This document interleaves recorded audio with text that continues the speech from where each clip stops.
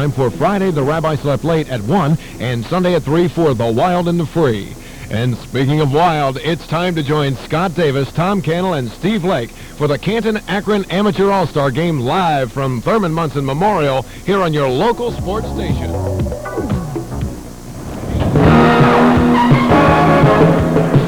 Good afternoon, everyone. Welcome once again to Thurmond Munson Memorial Stadium.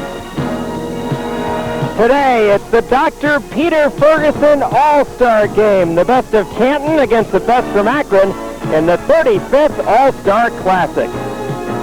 And this special event is being brought to you this afternoon by Dr. Michael Maley, chiropractic physician, George Wakeham Ford, your friend at the factory, Wakeham Chrysler Plymouth Honda, the largest Honda dealer in northeastern Ohio, Ohio Steel and Parts, Night Court Restaurant next to the News Depot in downtown Canton, Olson Juice, pure fruit juices and drinks, Abbott Electric, and also by the Suarez Corporation, Ray's Printing, Home Beverage, Papa Bear's Pizza Oven with 7 locations here in Stark County, and Ewing Chevrolet located in downtown Canton. Hello again, everyone. Tom Cannell, our executive producer today. And Tom, you've been running around like a chicken with your head cut off. Not only is Tom going to take the lead role in terms of today's announcing, but he's also commissioner of the Class A League in Canton. We're going to let Tom catch his breath. We're going to roll into some commercial spots, and we'll be back live here from Thurmond Munson Stadium. Don't you go away.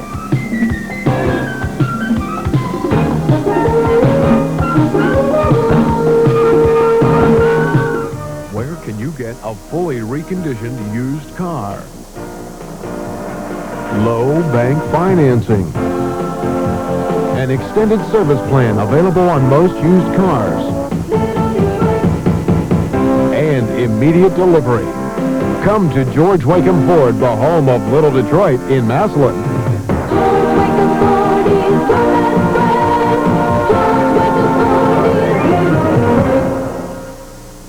Gold, gold, gold. Fabulous 14-karat gold neck chains, herringbones, serpentines, and more in the most popular lengths and widths. Are you ready for a shock?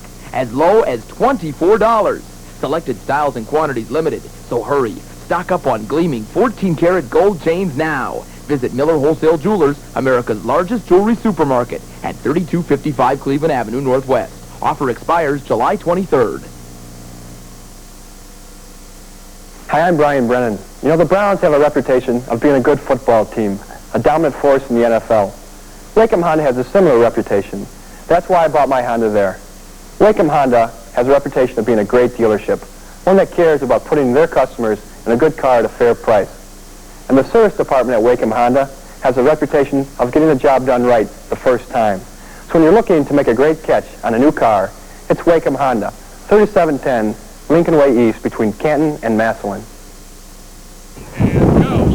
From the very windy Thurmond Munson Memorial Stadium, welcome back. Yours truly, Scott Davis, along with Tom Cannell, Steve Lake, also our statistician, Vic Steffen. We're all out here to A, have some fun, B, bring you this game, and TC, maybe 3, pick up a tan because we're outside along with the fans today. Yeah, we're pulling a Harry Carey. I thought that'd be a good idea. And I don't get a chance to make many decisions around here, so it's nice to do this out here today. We're getting ready to introduce the players now. Franklin Stern of Akron AA. Okay, the Akron player is being introduced first.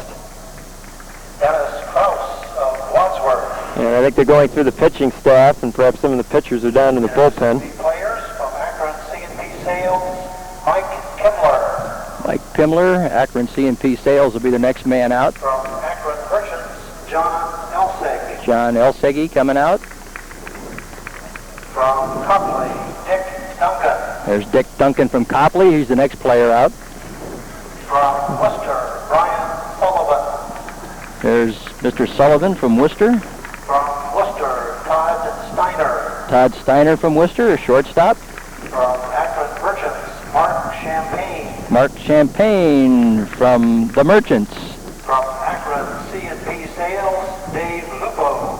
There's Dave Lupo from C&P Sales. From Akron Omnicor, Ed Vargo. Ed Vargo from Omnicor, the next man out. From Medina players, Mark Hubbard. Mark Hubbard from Medina, From Hudson, wearing the red and white. Bob Richatelli. And from Hudson, Bob Richatelli.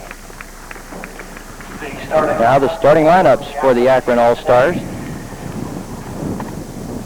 playing left field, number 15. Batting Jeff first, Robinson. Jeff Rowleyson from Wadsworth. He leads the Akron League with 22 steals on the year.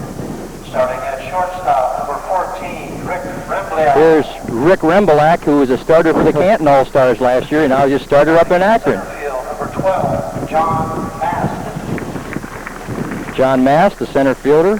Starting at Hitting a robust 476. O'Brien. Mike O'Brien, former College of Worcester basketball and baseball player, number 19. He'll be the first baseman. He has 8 home runs on the year. Number 14, Doug Rickard. Here's Doug Rickard. They call him probably the 1-2 punch of the Rickard brothers.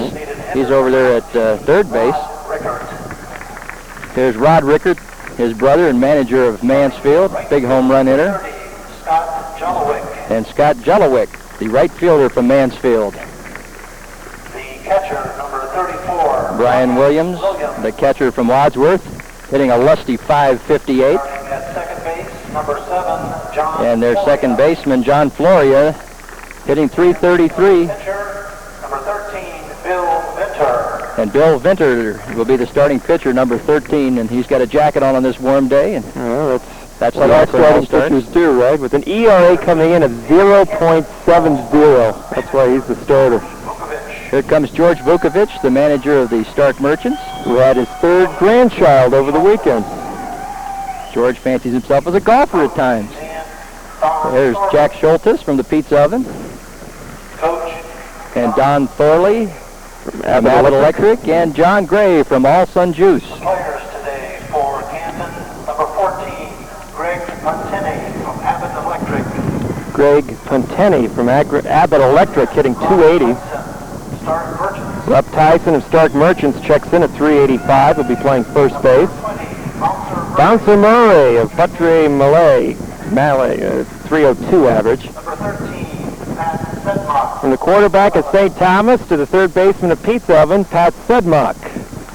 Next up, Lance Wilson. Lance Wilson wearing number 8. Buttrey Maley. Dr. Maley. Hitting 407 coming in, one of the league's leading hitters. Number 41, Ross Rankin. Buttrey Bailey. Buttrey Maley. Ross always with a feather in his cap. Number 18, Literally. Literally. Dave Salmon of Suarez. He's another 400 hitter at 438 coming in. Jeff Mash out from Abbott Electric.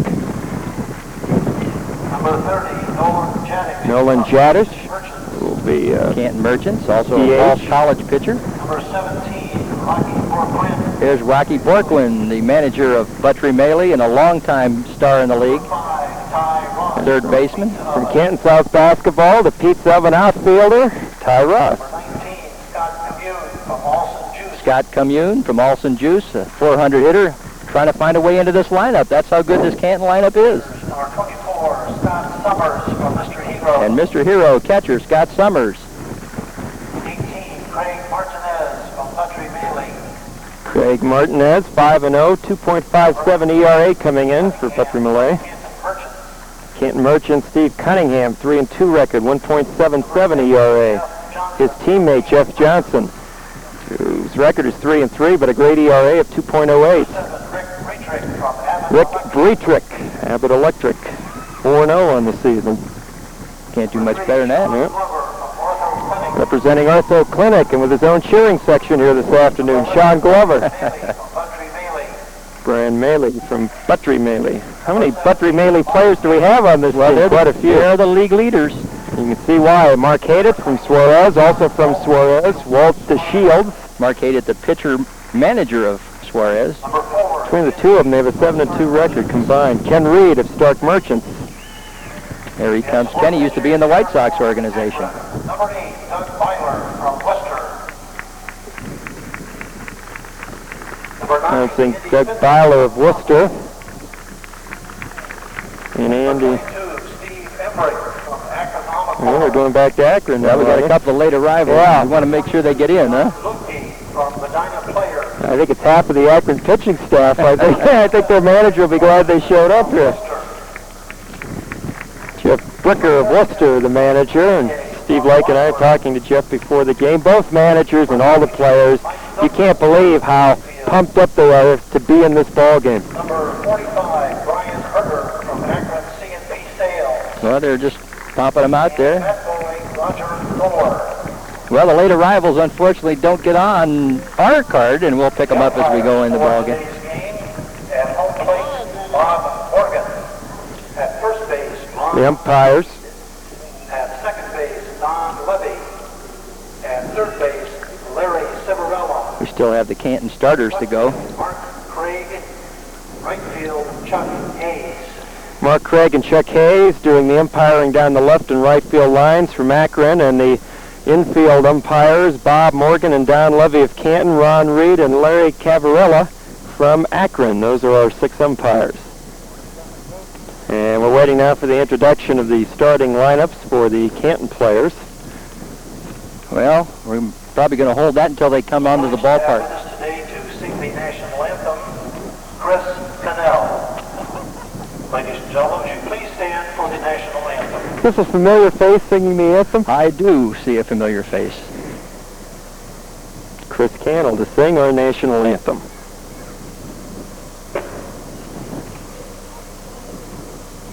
Oh, say, can you see by the dawn's early light what so proudly we hailed as the twilight flash gleaming, whose broad stripes and bright stars through the perilous fight o'er the ramparts we walked, were so gallantly streaming,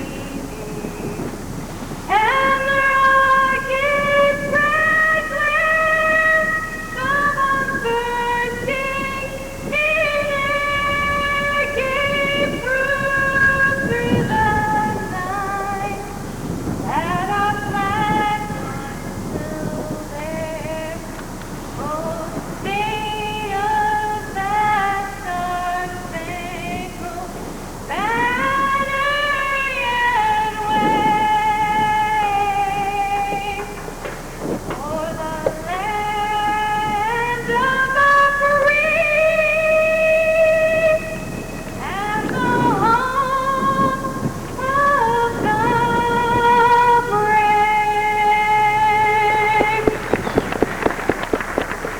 Very nicely done.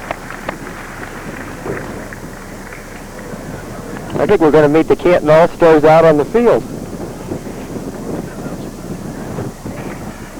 Maybe as they take their positions. By admission, we have failed to introduce the Canton All-Star starters.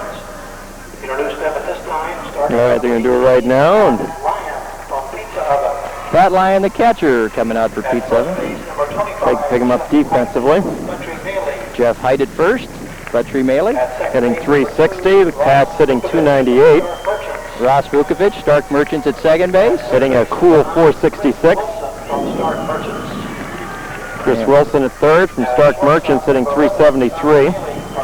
Scott Maley of Pizza Oven, hitting 321, taking his position at short. 12, Scott Crank. Scott Crank in left field from Abbott Electric, checking in at 426. Field number 4. Tom Crank, his brother from Dr. Maley Buttrey, hitting at 297. Field number And 16, Mike Bailey. Mike Maley from Dr. Maley Buttrey, hitting 286.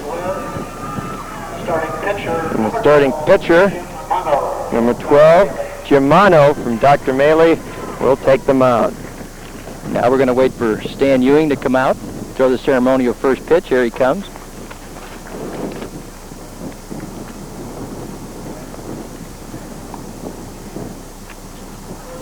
Stan, as any smart player, checking to make sure he's not in the line of fire there before he comes in and out. The pitcher's mound, Mr. Stan Ewing.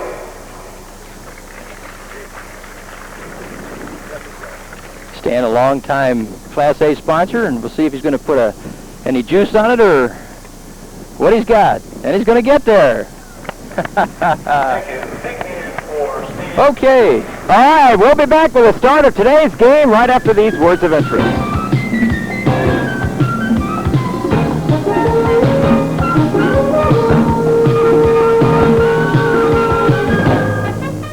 Through hard work and dedication, the Home Beverage Company is celebrating their golden anniversary. Reminisce with us as we show you the Home Beverage Company then and now.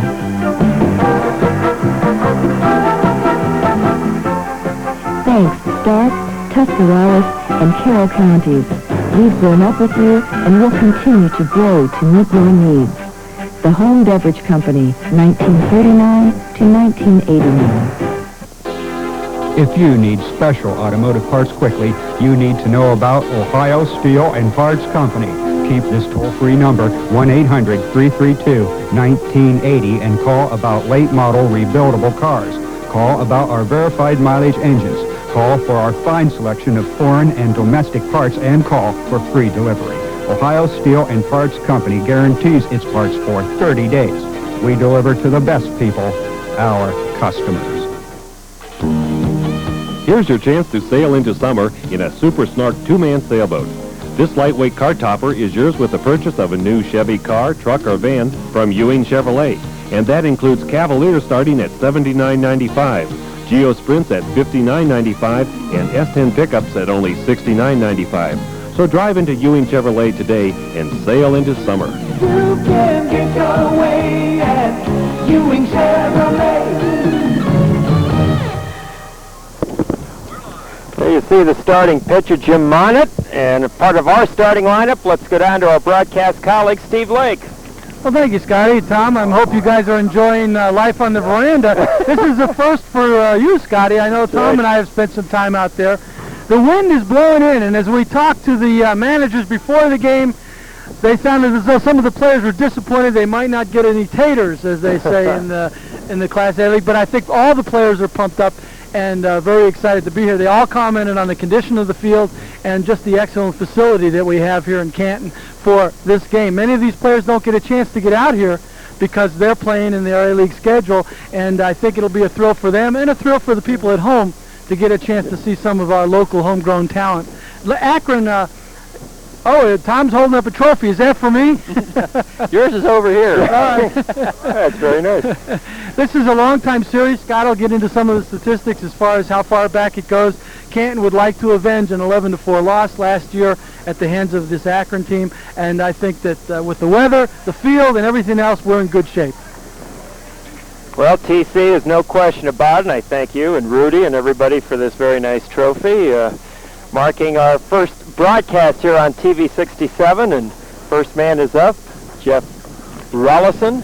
Plate umpire is Bob Morgan, longtime baseball umpire, football referee, familiar to both the Canton and Akron scene.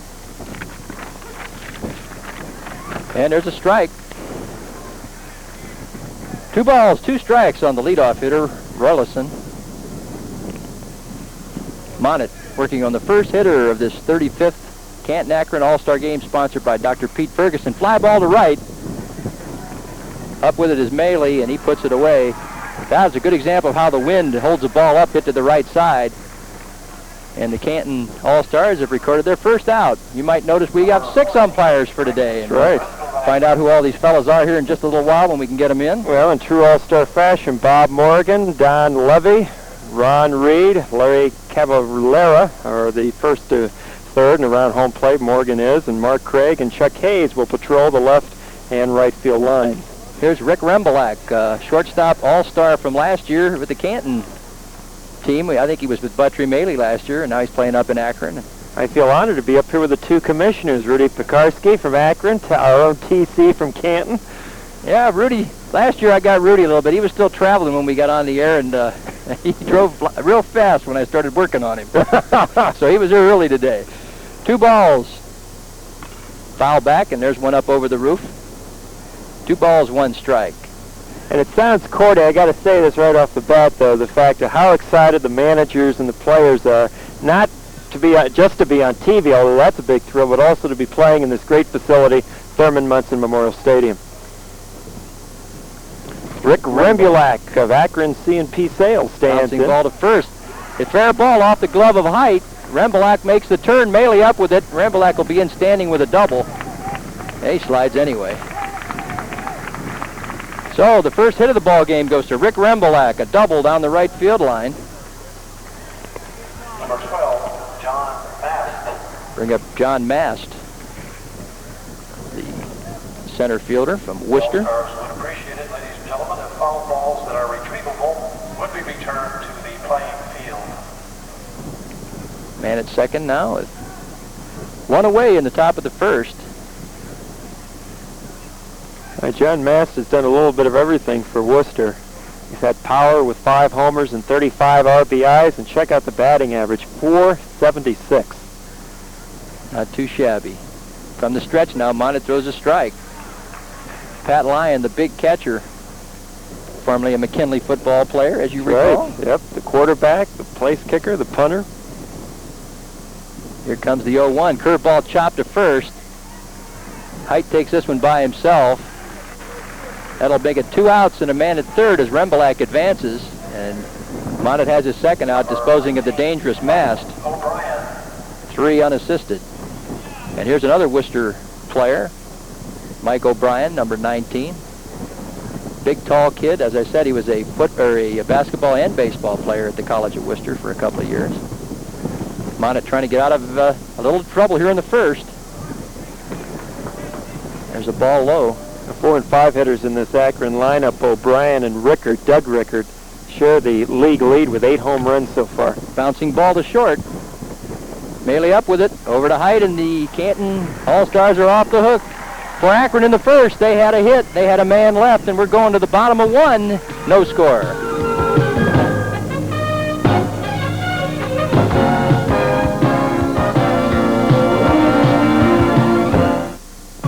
Where can you get a fully reconditioned used car?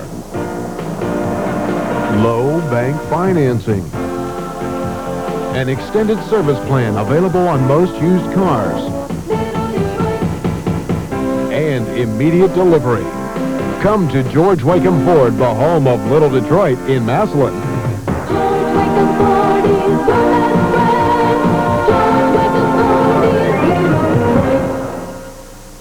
Gold, gold, gold. Fabulous 14-karat gold neck chains, herringbones, serpentines, and more in the most popular lengths and widths. Are you ready for a shock? As low as $24. Selected styles and quantities limited, so hurry. Stock up on gleaming 14-karat gold chains now. Visit Miller Wholesale Jewelers, America's largest jewelry supermarket at 3255 Cleveland Avenue Northwest. Offer expires July 23rd.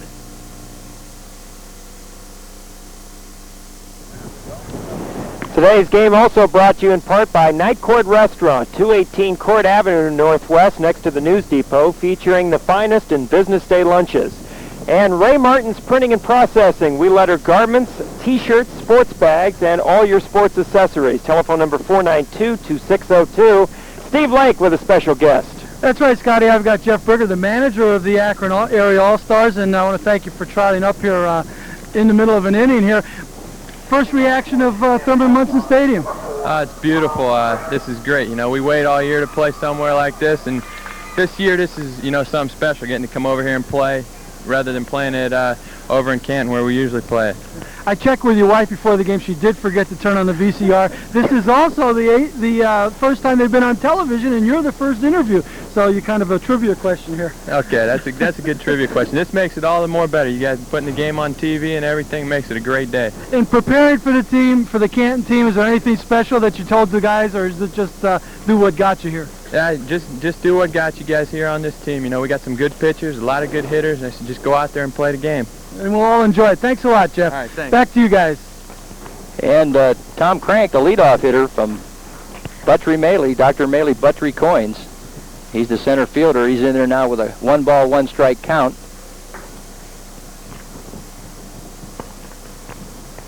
Pitch is high. Right-hander Wim Venter on the mound for Wadsworth. League leader, easy for you to say, Scott, 0.70 ERA, a 3-2 record, and 40 strikeouts in 32 innings. He can bring the heat. Inside for a ball. We'll set the Worcester in, or the Akron infield. I should say Worcester. We start with them. O'Brien will be at first. Floria's over at second. The shortstop is Rembalak. Third base, Doug Rickert. Out on left is Rollison. In center is Mast. And the right fielder is John Floria. Nope, Scott Jaholik. And there's ball 4, and Canton gets the first man on by way of a walk.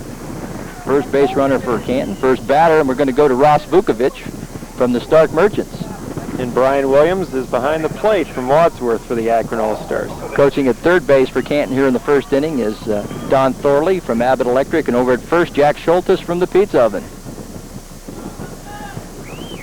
John Gray is in the dugout with manager George Vukovic, and we'll see John later in the ball game, I'm sure. Outfield shallow. With the wind blowing in, it's going to take a real shot to catch one out near the wall. Vukovic, the white number 2 on the back of the red Stark Merchants uniform. Crank with a short lead. He's got good speed. There's a strike. Benner right back on top of this hitter after walking the leadoff man. Jeff Height is the on-deck man, and Scott Maley will be in the hole for the Canton half of the first. Bullpens will be alive continuously as both teams brought a real stock of pitchers with them today. Here comes the one strike. Nope, throw to first. Diving back was Crank. Talking to Jeff Bricker, the manager of Akron, before the ball game, Tom, he said almost every pitcher on the Akron squad worked yesterday, so he'll be lucky to get an inning out of each of these pitchers. Another snap throw to first. Good move by Venner. Respecting Crank's ability. Crank with a good-sized lead over at first. Infield's been a little soft. We were out on it earlier, and just not enough rain all of a sudden. A little crusty. There goes the runner. Pitch is swung and a miss. Throw to second base, and he's going to be out of there. The hit and run was on. Vukovic swung through it, and Crank is out at second base. So no balls and 2 strikes now to Ross Vukovic with a man out and nobody on. Good throw by Brian Williams of Wadsworth. Shortstop taking the throw. You can score that one 2-6. Watch this now. As you see the runner going there, and watch this throw. Gets there well before the runner. Excellent throw by Williams. Umpires checking with one another now. They want to make sure the count is 2 strikes. And even though you're the Canton commissioner, TC, you can appreciate any catcher because that was your main position, is your main position. Many years ago. Many scuffs and scrapes ago. There's a foul back up into the stands. Vukovic stays alive. No balls, 2 strikes. Well, I'll tell you what, it's an honor to play in this ball game. I was selected to the team years ago, back in the 60s, and they used to play the games then out at Old Timken Park, which was an outstanding baseball field. And it really is an honor. You get to play with a lot of guys that you only see throughout the season over the years, and most of the games are very competitive with this Akron team. 18-16 in favor of Canton over the years. There's a chop right in front of the plate.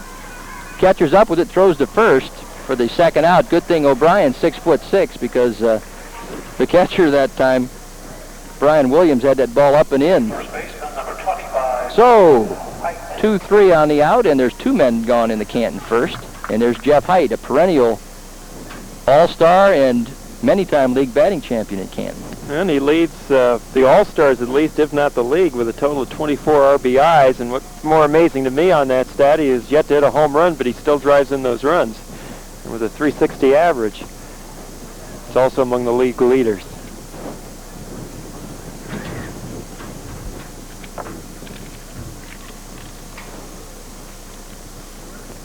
There he's in there now with 2 balls, no strikes. 2 outs, nobody on. Bottom of the first. Akron had a runner as far as third at the top. And Jim Monnet escaped. Canton had the leadoff man on, thrown out attempting to steal on the hit and run. And there's 2 outs now, nobody on with Jeff Height at the plate. Swung right through that one. Pretty good heat by Venner. Venner's no small guy either. Looks to go 6'2", 6'1", probably in the 190 range.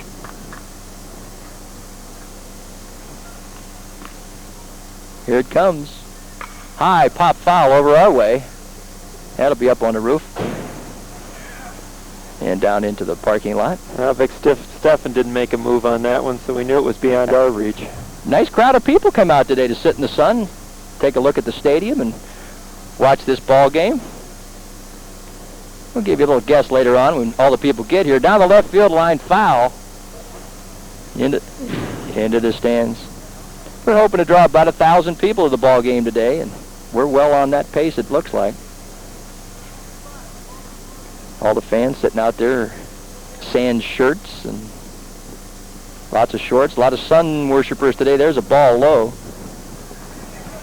Count goes full to Height. Scott Maley on deck. Wind is really whipping in from dead center field here. Flag is stiff. Swing and a miss for strike 3, and Height goes down, and Venner puts down the Indians with nothing across in the first, and we'll be back. After 1, there's no score.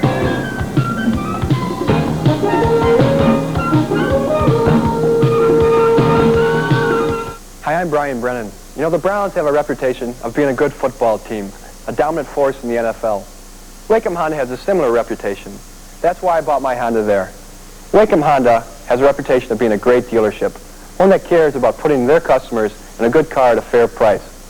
And the service department at Wacom Honda has a reputation of getting the job done right the first time. So when you're looking to make a great catch on a new car, it's Wacom Honda, 3710 Lincoln Way East between Canton and Massillon.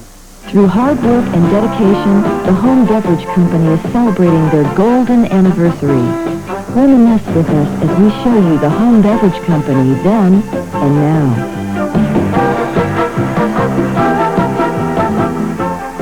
Thanks, Stark, Tuscarawas, and Carroll counties. We've grown up with you and will continue to grow to meet your needs. The Home Beverage Company, 1939 to 1989. Today's game also brought to you in part by Dr. Michael Maley, chiropractic physician, treating work-related injuries, sports injuries, and a family practice at 2966 Harrisburg Road Northeast, and Abbott Electric for your residential, commercial, and industrial electric work. Well, you do that really well, I tell you. Like you've done it before. Once in a while. Now, top of the second. We'll get to Steve here in a few minutes when we have a break. He's got Stan Ewing standing by. Our celebrity today that tossed out the first ball. Longtime sponsor in this league, many, many years. Leadoff hitter here in the second inning for Akron. Doug Rickert from Mansfield. Swings at a curveball, doesn't get it. 0-1.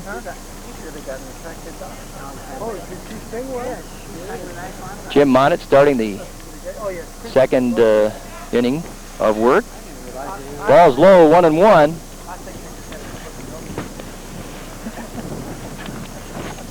Monnett up and ready.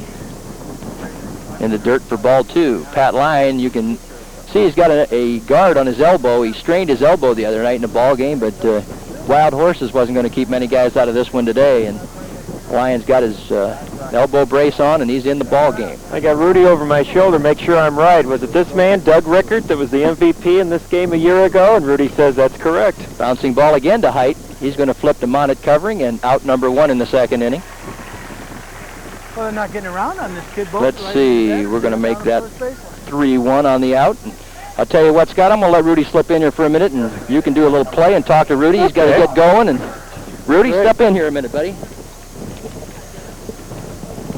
Well, welcome aboard, Rudy. I know you're no stranger to play-by-play and to area sports. And give me your view of this Akron team. I'm told it's one of the best all-star teams put together in many a year. Very good, but as they said earlier, the pitching is all used up the week, and I think everybody's going to go 1 inning apiece here today.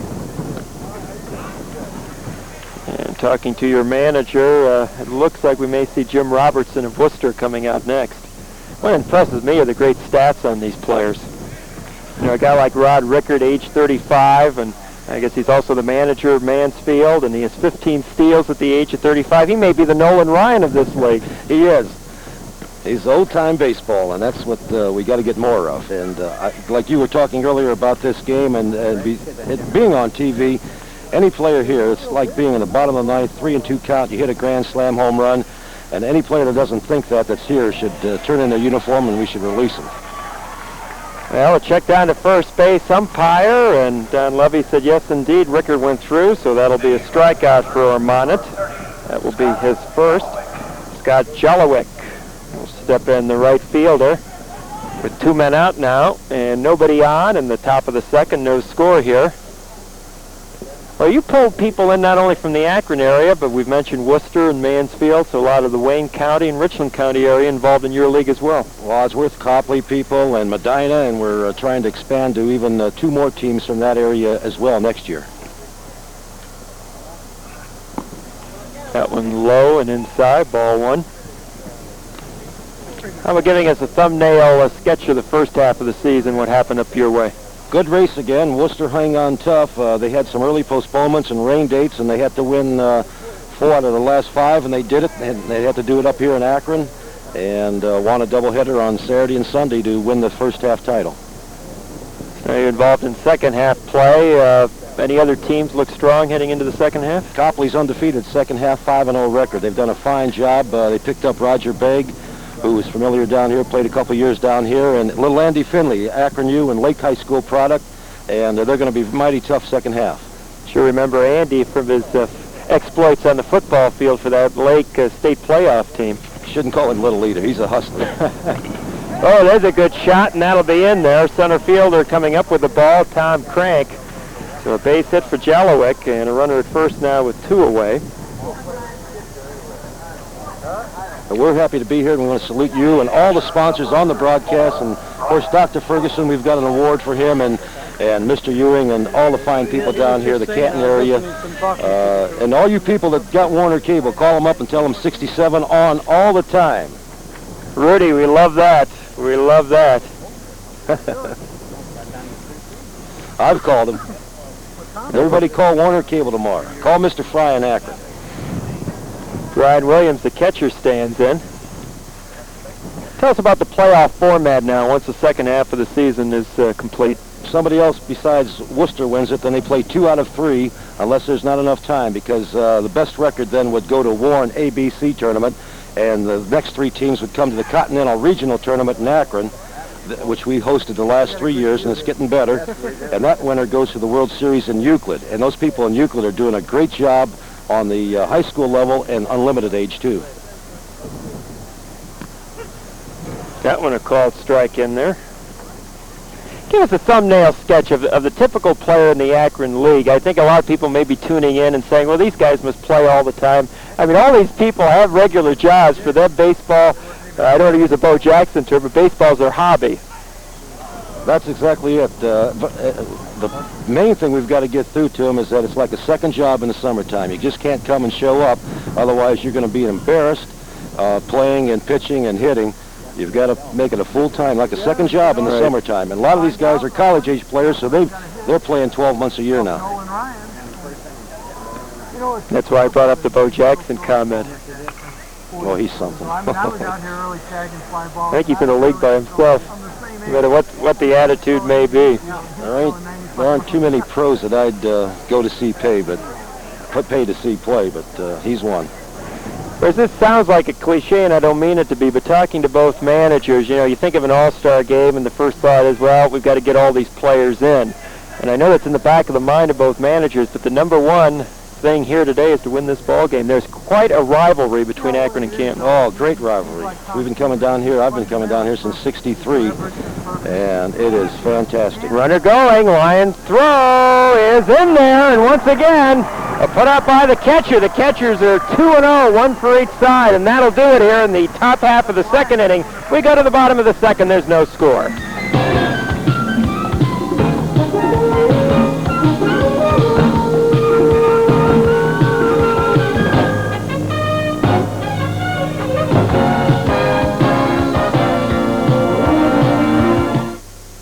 Through hard work and dedication, the Home Beverage Company is celebrating their golden anniversary. Reminisce with us as we show you the Home Beverage Company then and now. Thanks, Stark, Tuscarawas, and Carroll counties. We've grown up with you and will continue to grow to meet your needs. The Home Beverage Company, 1939 to 1989. If you need special automotive parts quickly, you need to know about Ohio Steel and Parts Company. Keep this toll-free number, 1-800-332-1980, and call about late model rebuildable cars. Call about our verified mileage engines.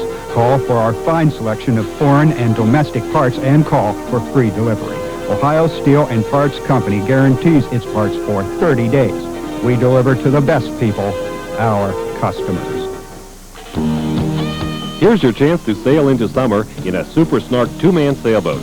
This lightweight car topper is yours with the purchase of a new Chevy car, truck, or van from Ewing Chevrolet.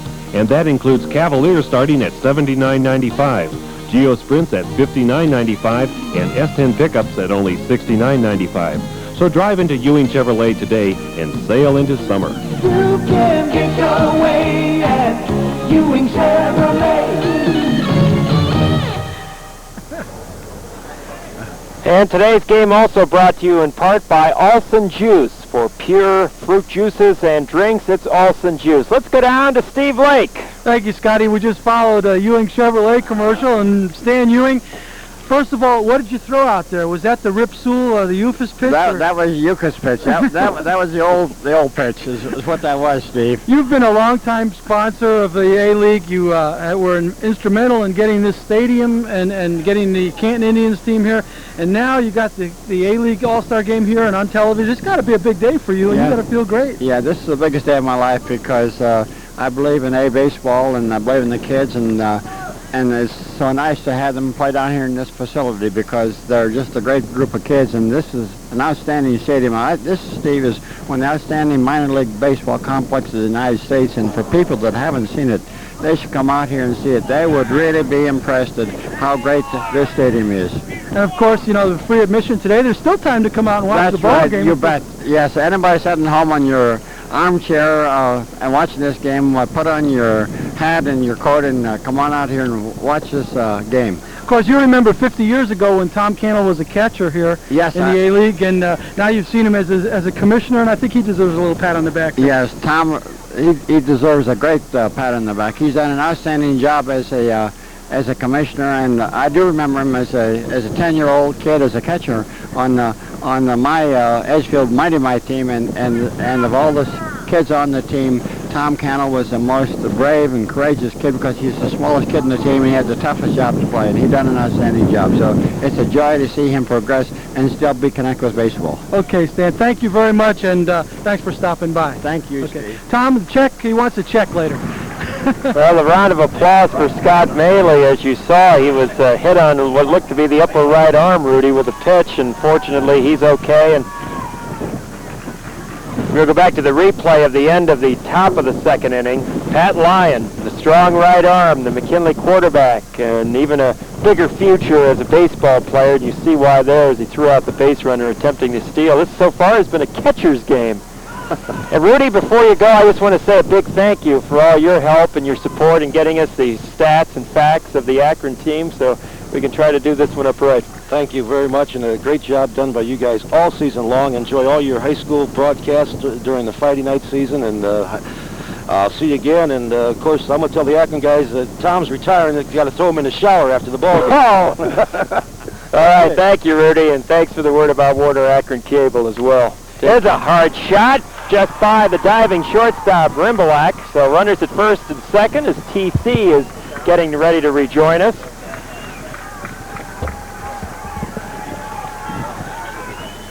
So Tom comes back to us with some action involved there as we say hello to Stan, who's debonair as always. So thanks to a hit batter, and also watch this shot here.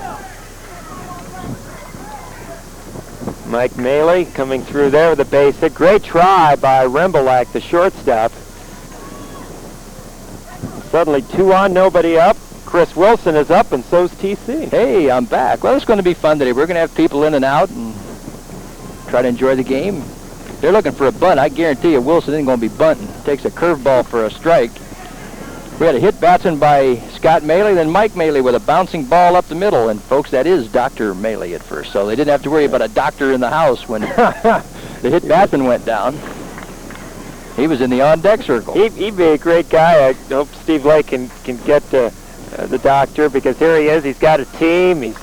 He's a player. He's a starter in the All-Star game. I don't know where he finds all the time for the practice and everything else, and also one of today's sponsors. He's a very good player. And a nice guy, I'll tell you. Real good guy. Probably doesn't get a lot of sleep, though, in the summer. There's a swing and a miss, and Wilson is out of there on 3 pitches. You know, we talked about Venter, 40 Ks and 32 innings coming in, and he's got 2 strikeouts now and an inning in the 3rd here. Boy, and that's where he was looking for a strikeout, too. 2 on and nobody out. He wanted to keep those runners from advancing to 2nd and 3rd with less than 2 outs. Todd Carmer now coming to the dish. Left-handed hitter. Venter stretches. Pitches outside for a ball. Scott Maley at 2nd, Mike Maley at 1st. 1 man down. And I tell you what, I like it out here. I think this is a great place to watch the game, out on the old veranda. Harry Carey style. Here comes the high pop-up. Shortstop drifting back, left fielder coming in. The sun's a problem, and the ball is caught fair by the left fielder. Rollison coming in. Shortstop had no idea where that ball ended up once it got up in the sun. So 2 away quickly now after. Good play by Rollison. He went a long way to corral that one, and we want to mention here that Carmer is leading the Canton League at the time these stats were compiled with a cool .500 batting average. Here's Lyon, big, strong, right-handed hitter. He's up now with 2 men out and 2 men on, trying to dent the scoreboard. Worcester, no runs, 2 hits. Or Worcester, I'm going to keep saying it all day long, huh? Akron, no runs, 2 hits. And Canton, no runs, 1 hit. I'll see how many times you call them the Indians, because that's what the scoreboard said. No, I caught that one. I think the general consensus on Pat, as good of a football player as he was, he did about everything for McKinley, a quarterback, place kicker, punter. He's even a better baseball prospect. He's just a good, solid hitter. There's a shot down the right field line, right into the teeth of the wind. Right fielder drifts back on the track. Jolick pulls that one in, and that takes care of Canton in the 2nd. They had a hit batsman. They leave 2, and at the end of 2, we're still looking for a score.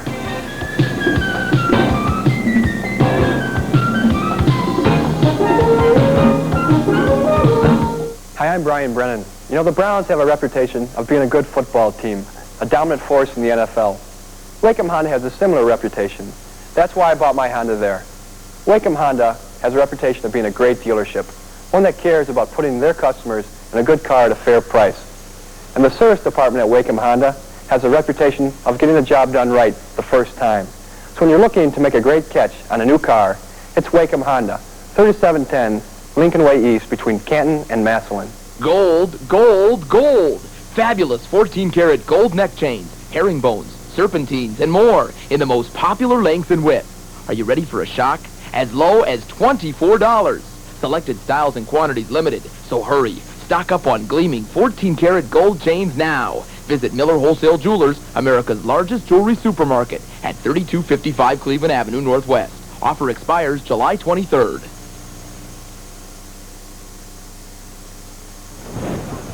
Today's game also brought to you in part by Pizza Ovens and Papa Bear's Restaurant, prompt courteous service at 7 locations, open 7 days a week. And by Olson Juice, pure fruit juices and drinks. That's Olson Juice. Attention, please. Now pitching for Canton. We have a new pitcher for Canton as we go to the 3rd. Kenny Reed, big right-hander from the Stark Merchants. Reed, former property of the White Sox. In fact, either last year or the year before, he was the property of the Sarasota Sox in the Florida League.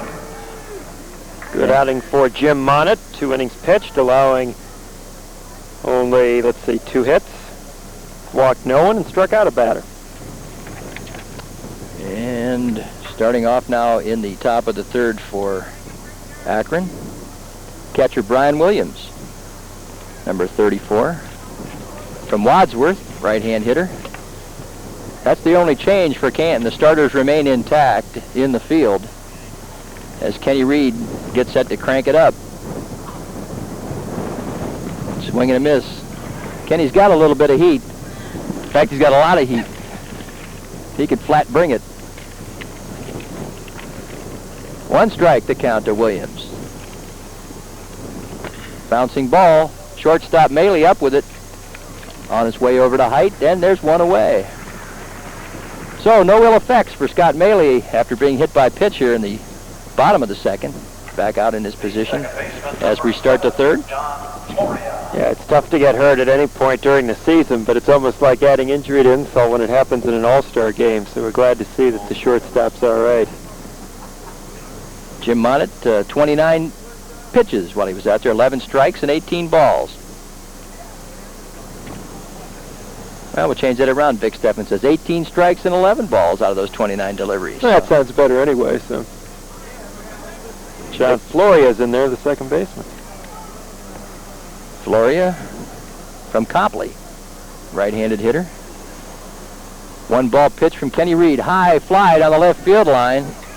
Wind has got it, blowing it toward the bullpen, and it is into the pen and out of play. That's where your shot went in batting practice today. We had a little home run derby today, and I was a little frustrated. I jerked 2 of them out, but they were foul into the bullpen. And, of course, Tim Turbevich and Bill Johnson would not allow those. But Steve Lake slept through it. Oh, gee, now that. He was supposed to be my partner. We won anyway. I got one to the track, and Turbevich got one to the edge of the track, and Vic Steffen declared us the winner. So how aren't you going to feel about what you just said, considering who Steve's next guest is going to be? Oh, my goodness. He's going to do it to me.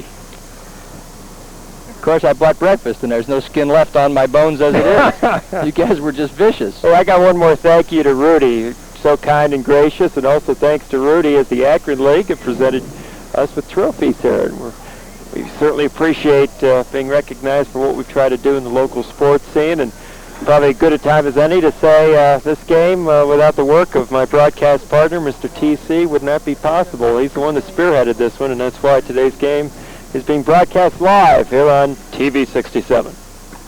And there's ball 4. So Reed with a walk puts Flory on first with 1 away, and takes us to number 15, the leadoff hitter, Jeff Rollison, the left fielder from Wadsworth. Rollison hit a fly ball to right field to start the ball game. Rollison really seems like the perfect leadoff man, as we mentioned earlier. 22 steals and 24 attempts up in the Akron Class AA League, and the .422 batting average, you know he'll be on base quite a bit. Big hole on the right side as Ross Vukovic is in double play depth at second, and Height has to hold at first. Chin music as Kenny Reed now trying to locate the plate. He dusted off the first hitter without any trouble, Williams, but then he walked Flory, and he was high and tight on Rollison. Outfield medium depth for the right-hand hitter. Infield at double play depth. Throw to first. And Height slaps the tag down. Height's one of those first basemen that lets you know he tags you. He brings that glove down and thumps you.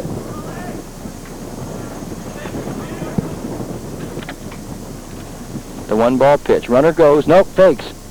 I think the hitter thought he was running. He tried to protect, so there was a miss sign there somewhere as Rollison goes palms up to the coach. Yeah, and the coach, who's down there, Dennis Krause from Wadsworth, his own manager, looks down and gives him the palms up too, like, I don't know either. First base coach's palms up? We'll never know. Although Rollison gave himself up trying to protect on it. He certainly wasn't trying to hit that ball. It was outside. 1 strike. Flory with a short lead at first. Throw over. Dive back. It was really fun to watch the players when they first got out here this morning and took their BP and their infield. Boy, they just enjoyed it. Like to make this day last for 2 if they could. Delivery is a bunt attempt, fouled right back into the glove of Lyon. So they'll take it to 1 2 strikes. Mark Hated out in the Canton bullpen, and he's heating it up. He'll probably be the next hurler on the hill. George Vukovic with 11 pitchers in which to work with today. And Canton, as you said, a luxury of not having a lot of their pitchers pitch yesterday. There was only 1 game, so Say, on the other side of the coin, Akron, just about everyone worked there, so there may be an advantage for the Canton team. Reed sets for the 1-2 over to first, and diving back is Floria. Don't you find it ironic? Major League Baseball All-Star game, they were talking about the Twilight in Anaheim would be a low-scoring game. They got 4 runs in the first inning. Here, everybody and his brother thought it'd be a high-scoring game, and who knows with the way this wind's blowing. Pitch is high and tight. 2 balls, 2 strikes. We have a man out, a man at first for Akron. And we're in the top of the 3rd inning here. The Dr. Peter Ferguson, Akron Canton Class A All-Star Baseball game. 35th edition. Canton leads at 18-16. And they had a 2-game win streak snapped last year, and Akron beat them 11-4. Comes a 2-2, low and away, and now we're 3-2. Talking to manager of the Canton team, George Vukovic of Stark Merchants, before the game, he said, Scott, we have something to prove after that game last year. I think some of the Canton players weren't real thrilled about that margin, 11-4, decisive win for Akron, so they're out to try to even things up here in their own minds in this year's game. 3-2, we'll probably see the runner go on this one. Reed checks. Runner does go. Here's the pitch. Bouncing ball up the middle. Vukovic steps on second. Over to first, a double play. So Akron running right into that double play. Vukovic tags second base through to first. And nothing across for Akron to the top of the 3rd. We'll be back for more action from Thurmond Munson Stadium. There is no score.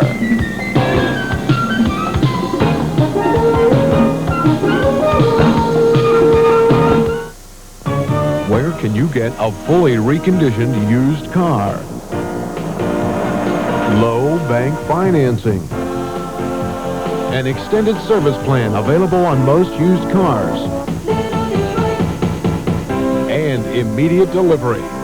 Come to George Wacom Ford, the home of Little Detroit in Massillon. George Wacom Ford is your best friend. George Wacom Ford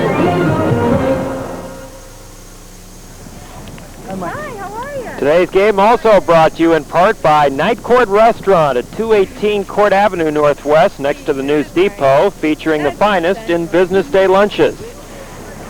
And by Olson Juice. For the best in pure fruit juices and drinks, it's Olson Juice. Let's go down to Steve Lake. Well, it's about, I found some real talent in the Cannell family, and this is Chris Cannell, the young lady who sang the national anthem. And Chris, I understand that's only the 2nd time you've done that? Yes, sir. The first time we did it was at a Central basketball game when we played Cardinal Mooney. And, of course, Central, you were up for the state championship football game. This is a big year for you now. Yes, it was. And you're at the University of Dayton, and what are you studying? Elementary education, so look out, all you kids. You can see it's a chip off the old block, so we'll go back to you. Thank you, Chris. Boy, I didn't know what he was going to say, Chris. Boy, you had him sweating, Steve, up here. You really did. We got a new pitcher out there, number 27 from Worcester. That'll be Jim Robertson. He's only 5-0 with a 1.07 ERA, so. Well, Mr. Venter did just fine, thank you. 2 innings pitched. He allowed but 1 hit, and he walked 1 and struck out 2. Venter hit 27 pitches in his 2 innings, 16 strikes and 11 balls, so. Big Steph and I are getting on the same page here, deciphering his hieroglyphics. Nice to have the whole crew out here working today. I appreciate the fact that they took their time on a Sunday afternoon and came down to help make this a success. And I'm sure I'll hear more about it. Yeah, right. If not already.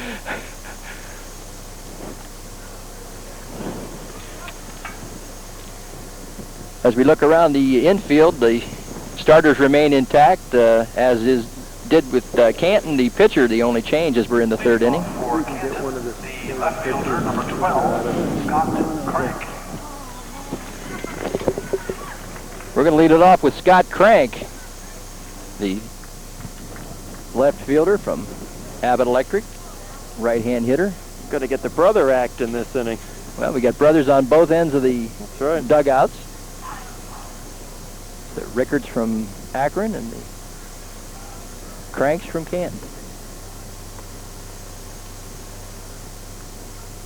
Mike Tonjes, Image Video, bringing us up some groceries here.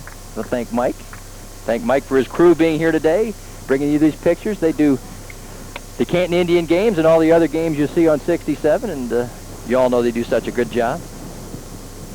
There's a high fly ball to center. Wynn's going to hold that one up as Mast comes in and he picks it up. I'd be remiss without mentioning Lee Carpenter, the gentleman who had 3 breakfasts this morning, our producer. When he pays it back, he means it. That's right.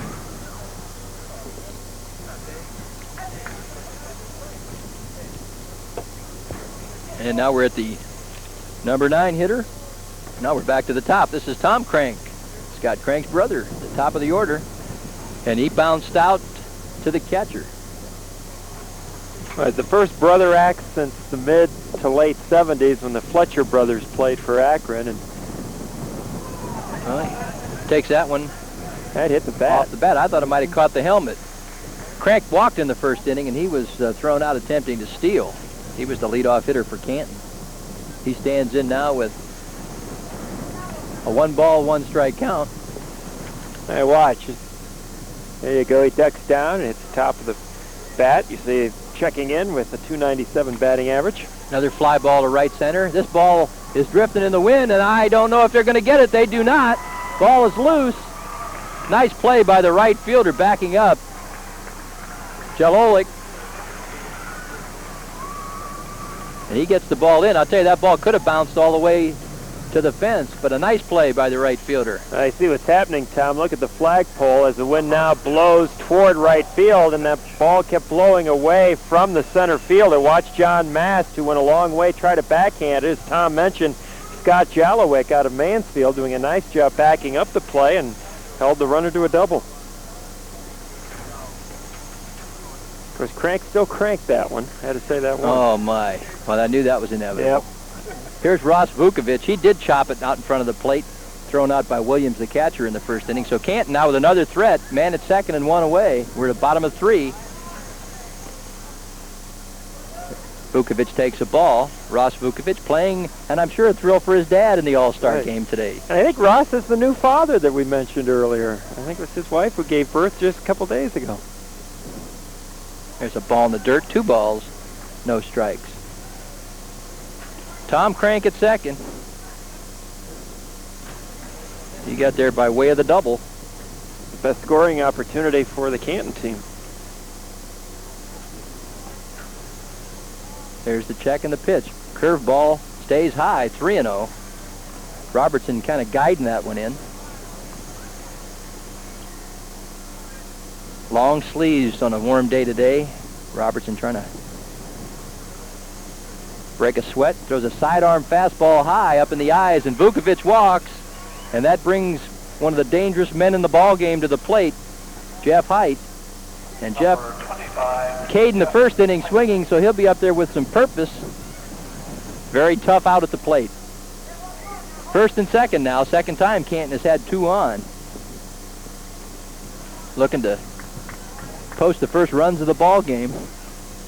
Almost a perfect situation for the Canton All-Stars because you have the number 1 RBI man in the league right up there now with 2 ducks on the pond. Robertson. Slow curveball. There's a strike. Of course, Jeff, we saw in the pregame why he's a first baseman. He was throwing batting practice for myself, Tim Turbovich, and Billy Johnson, and boy, can he serve them up. But he is a par excellence hitter and first baseman. And there you see why. There's a ball up the right field gap. In there for a hit. They're going to come to the plate. No. Crank rounded third and held up. That ball Height hit that rope out there, and it got out there so fast that Jalowick got it back in. And I'll tell you what, 2 nice plays this inning by Jalowick defensively to keep that ball coming back the other way. I think, too, he kind of faked the runners a little bit because they thought he might have made the catch, so they couldn't run. As we'll see it here, he gets good wood or metal on the ball, depending on how you want to look at that. See him come over there, and he cuts it off quickly, and the runners had to hold because they thought Jalowick might have come up with that one on the fly. So a good decision by the third base coach, who's Don Thorley of Apic Electric, because if the runner comes, I think he's out by a mile. So Coach Thorley of Abbott making the good decision there. So the bases are loaded. And here's Scott Maley.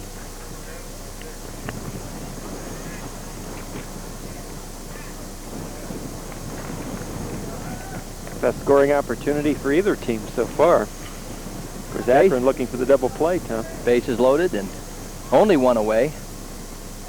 Curve ball. Stays outside. 2 balls.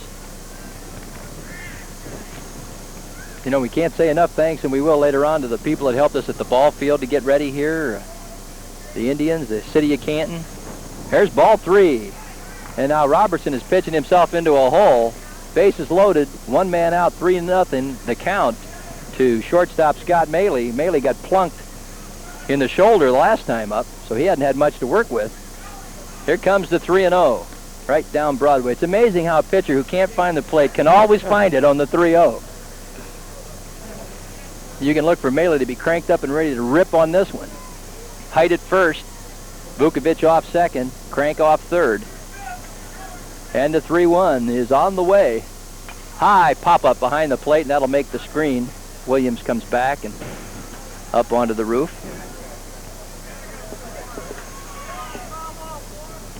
And I believe we have our 1,000 people here today. That was the estimate we started with, and very gratified to see this many people come out to the ballpark. I'm sure the players on both sides appreciate it. Now we're going to go 3-2. Robertson's as far as he can go. And here it comes. Curveball, it hits him in the back. And now Maley, who thinks that 11 is really a target, heads down to first as he's been plunked for the second time. And that's a tough way to get an RBI, but Scott will take it.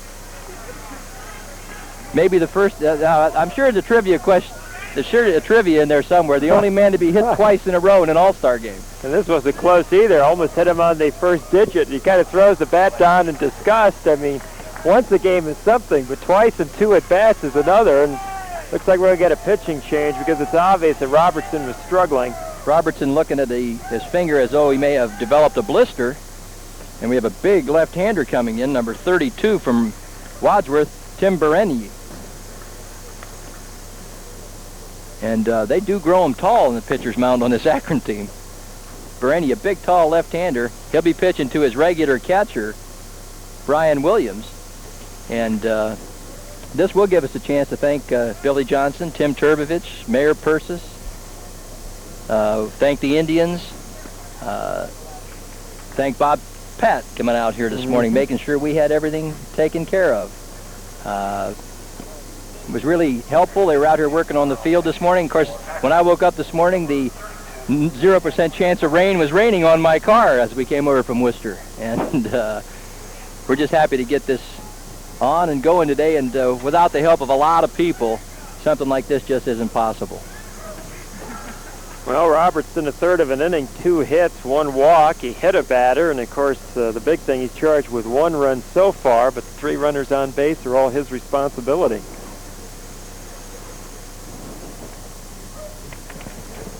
Good look at Tim Bereni, the strong, tall left-hander. Checks in with a record of 3-0, an ERA of 3.80 for Wadsworth. And he'll be facing Mike Maley, the right fielder, with Chris Wilson, the third baseman, on deck. So chance really for Canton to blow this one open here early. We're in the bottom of the third. They've scored the first run of the game. The bases are loaded with 1 out. You see some of the fans here at Thurmond Munson Stadium, not only enjoying this Class A, AA Akron Canton All-Star game, but also enjoying some great weather here at Thurmond Munson Stadium. One thing about the breeze, which is now swirling and almost coming straight in from dead center field, blowing now to the left toward our broadcast location, but it is keeping things on the cool side. Ready to go, lefty against lefty. Had to get my daughter on the way. There's a pitch, it's high. 15 pitches for Robertson, 8 strikes and 7 balls. And he's on his way. Dr. Mike Maley at the plate. Got a wide stance. It's a long drive to left center field. Moving over his mast. Wind blows it over. Tagging at third and coming home is Vukovic, and he'll be in standing, and Canton takes a 2-0 lead on a sacrifice fly to left by Mike Maley. Out number 2 in the inning. Holding second was Crank, was Height, and holding first was Scott Maley. Well, this is what you want to do with a runner at third and less than 2 outs, is make sure you bring that runner in, and that's what Mike Maley did right here. Fly balls, no chance for the center fielder, Mass, to make a play at the plate, so he keeps the runner at second right there by throwing the ball into third base. Here's Chris Wilson. He fanned in the second inning. Bases occupied at second and third. Does a little blooper to right field. And moving in on his Jolowick, he puts it away for out number 3. So Canton scores 2. They do it on a couple of hits, and they leave 2. And we got our first score of the ball game through 3. It's Canton 2 and Akron.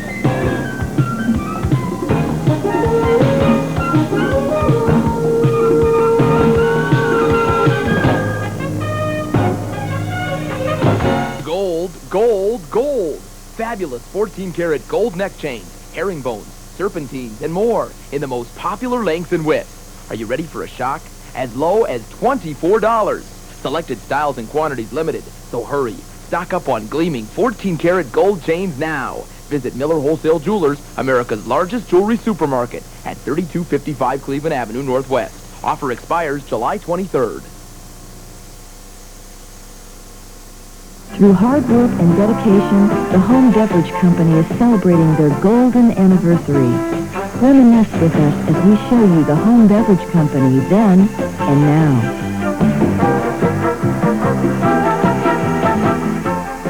Thanks, Stark, Tuscarawas, and Carroll counties. We've grown up with you and will continue to grow to meet your needs.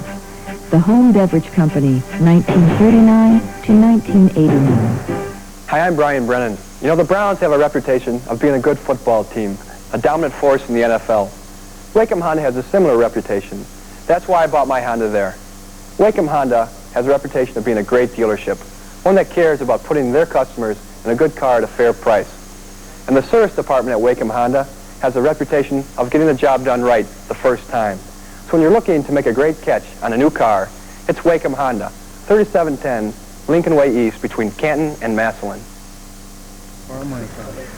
Okay, we're back here in the top of the 4th, and Scott's going to take a little leisurely stand and break here. And joining me for just a few minutes is Dr. Peter Ferguson, who underwrites this game and has for a couple of years. And Doc, nice to see you. Thank you, Tom. It's nice to be here. How was it that it became the Dr. Peter Ferguson All-Star Game? Fill us in a bit. Well, this has been my 8th year of sponsoring the All-Star Game, Tom. And last year, the Board of Recreation and the recreation people in the city of Canton decided to change the name from the Akron Canton All-Star Game to the Dr. Peter Ferguson All-Star Game, which I was, of course, tremendously thrilled and honored that they did that. Well, you were a long-time sponsor in the league. You had Ray Martin manage your team for a few years, and the only reason you really don't have that team together anymore was that Ray's health was a little bit on the downside. That's the main reason. I had Ray's team for I think it was 6 years, and then in those 6 years, Ray had four city championships in a row.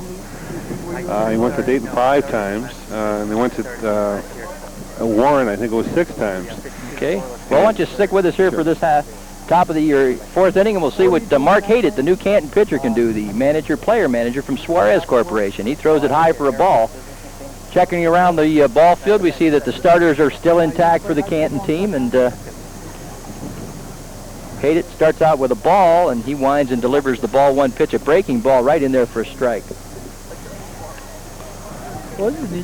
For Reed, we had 13 pitches in his short tenure, 7 strikes, 6 balls, so the players are just getting a normal 1 or 2 innings worth of work here as far as the number of pitches. Another breaking ball is chopped to the right. They're taking this game and people watching it. I was talking to the man. Ends up in the stands, and really gratified with the crowd today. Oh, I think it's a great crowd, Tom.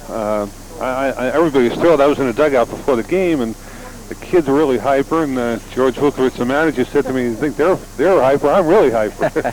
It's a great thrill to play at the stadium and to see such a nice crowd here. Well, and then the city did a nice job working with us to get it in there. They got it ready for us. Can't say enough about the opportunity to play in here, and I think the guys appreciate it, and we hope this game stays in this ballpark for a lot of years. I hope so, too. Haydett with the 1-2 pitch, high and away, 2-2. Rembolak, a shortstop, and a starter, as I mentioned, on the Canton team a year ago, and in fact, in past years as well. He stands in with Akron trailing 2-0 here in the fourth. Breaking ball is high fly to left. Wind blows it over towards center now, over his crank, and he puts it away. And wind blowing in today is probably going to keep the balls from really getting belted, Doc. What do you think? Yes, definitely. They've had some good shots out there, but of course, like you said, the wind has brought it back a little bit.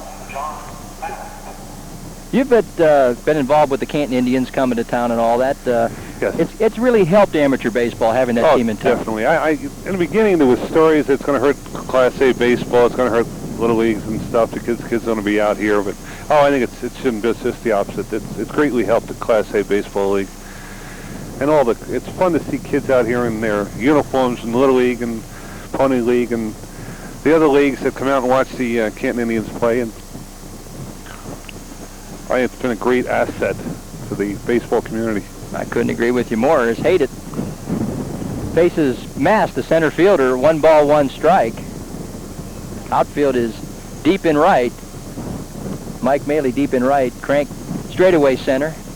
And Scott Crank in left. Mass tries to take one the other way. Swings right through it. Mark Hayden. There's some stats on Mark down here. He's 4-2 with a 1.00 ERA for Suarez, and a long-time staple in the league as well. Definitely. I can remember when I first came in the league, he was a starter and a great pitcher then too. Off speed, popped up down the third baseline. Third baseman Wilson back, and he makes the catch. So quickly, 2 away here in the top of the fourth. And we're going to go to number 19, Mike O'Brien. A lot of people don't know you had some pro experience. Yes, a little bit with the New York Mets organization years ago, and I think I've often given speeches, and people have asked me about it, and I said in those days, in '62, if you knew what a baseball looked like and could write your name, the Mets gave you a contract, and I think that's how I got involved with them. Well, that was back when they were called the Amazing Mets. The Amazing Mets, right. Pitch is high. O'Brien, first time up, he bounced to short to end the first inning.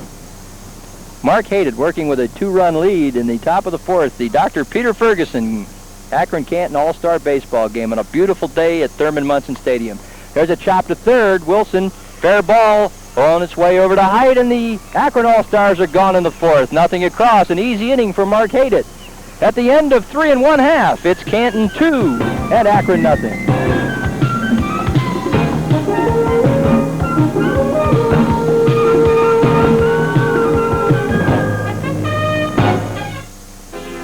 If you need special automotive parts quickly, you need to know about Ohio Steel and Parts Company.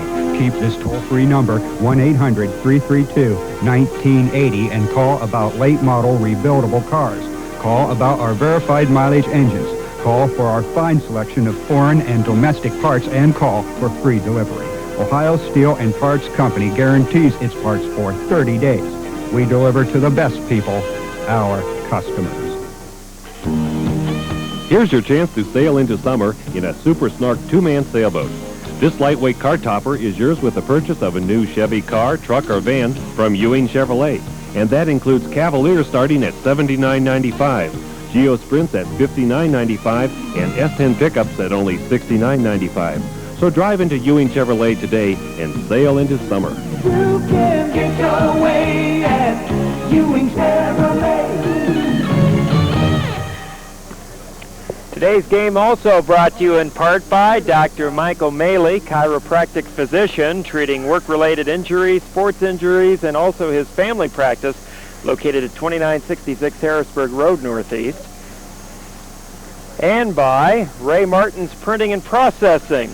They letter garments, t-shirts, sports bags, and all your sports accessories. Give them a call at 492-2602. Well, Doctor, you've got to be pleased so far, 2-0, the home team winning. Very much, Scott. It's a great day, great afternoon, and a lot of excitement, and obviously we're very happy with the results so far.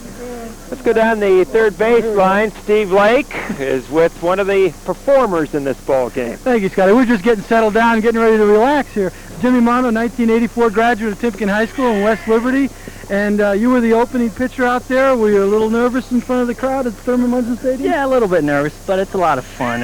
You kind of just get out there and you kind of ignore the crowd sometimes, but it's a great honor, of course, to start any All-Star game, and a lot of great players out here, so just fortunate to be on it and even start it. From a pitcher's point of view, the mound's in pretty good shape. It's a nice place to pitch from. Oh, it's beautiful. The mound's real high, and you kind of feel like you're on top of the world up there, but it's still 60 feet 6 inches, so you have to throw the ball over the plate. Now, you were in last year's game. You started last year's game. You lost 11-4. Now you got a 2-0 lead. Pretty loose in the dugout now? Yeah, it's pretty loose in there. We got a lot of veterans in there, so hopefully we'll keep on scoring some more runs and, get a little revenge on them, I think. Now, as a pitcher, you don't see these guys that often, and I know your regular league season, you can keep a book on some of the hitters, or at least you know how to throw them. What do you do out here? Just try to throw strikes? Yeah, basically you kind of find out, where they're standing in the box, and you kind of go from there. A lot of these guys you see year in and year out, from the All-Star game, so a lot of the veterans help you out where to pitch and things like that. So, what about working with your catcher? Pat Lyon's a pretty good catcher. Oh yeah, real good catcher. He's caught me a couple times, since high school or whatever, and that was a good time. Well, Jimmy, you got out of there alive. It's 2-0, and we're glad to have you with us. All right, thanks a lot. Thanks a lot. Back to you, Scotty. That's kind of interesting, Doc. We had a McKinley-Timken battery that opened the game.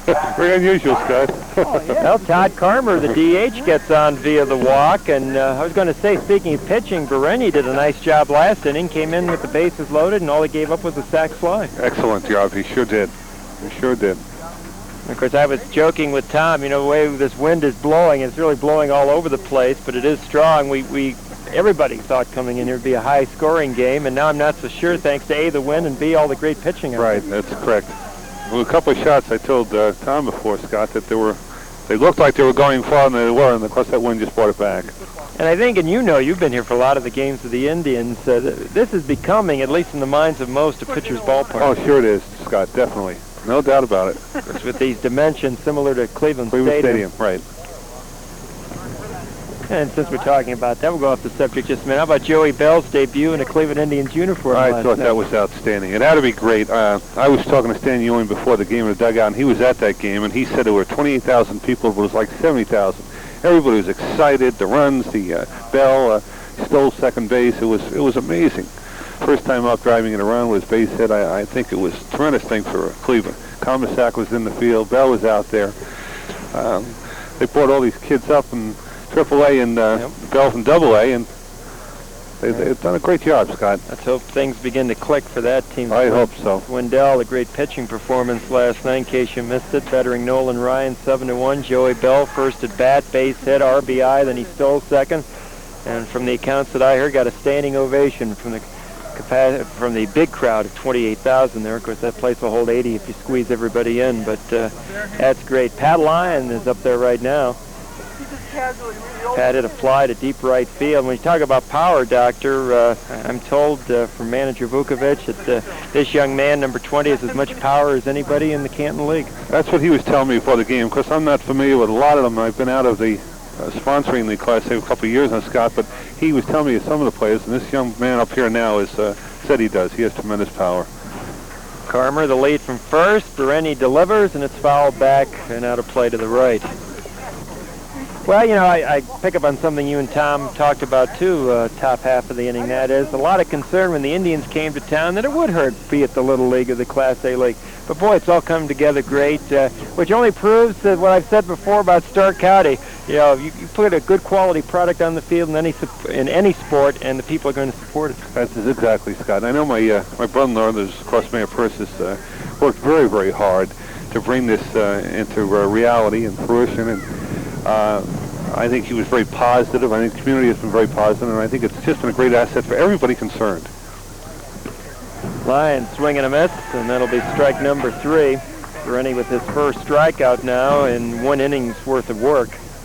Carmer remains at first, and that'll bring up Scott Crank.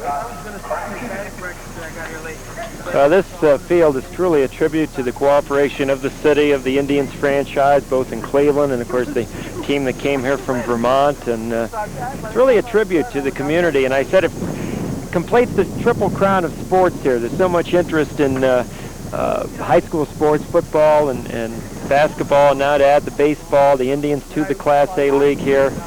It really fulfills sports fans every dream, really, no matter what the season, as Crank fouls out to the first baseman. It sure does. I agree with you 100%.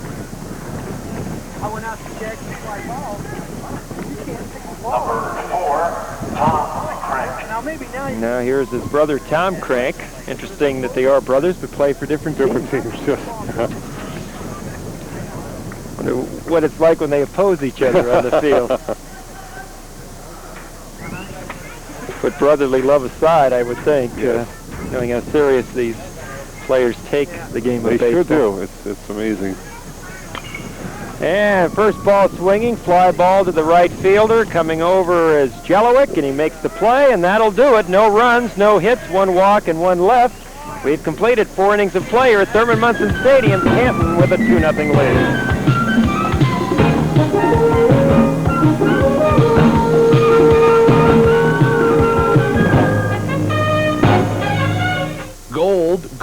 Gold. Fabulous 14-karat gold neck chains, herringbones, serpentines, and more in the most popular lengths and widths. Are you ready for a shock? As low as $24. Selected styles and quantities limited, so hurry. Stock up on gleaming 14-karat gold chains now. Visit Miller Wholesale Jewelers, America's largest jewelry supermarket at 3255 Cleveland Avenue Northwest. Offer expires July 23rd. Where can you get a fully reconditioned used car? Low bank financing. An extended service plan available on most used cars. And immediate delivery. Come to George Wacom Ford, the home of Little Detroit in Massillon. George Wacom Ford is your best friend. George Wacom Ford is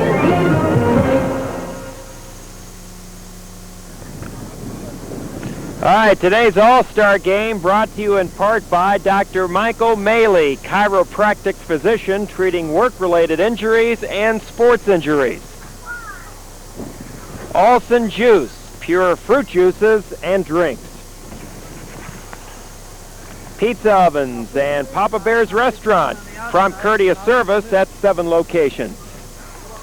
And Abbott Electric for your residential, commercial, and industrial electric work.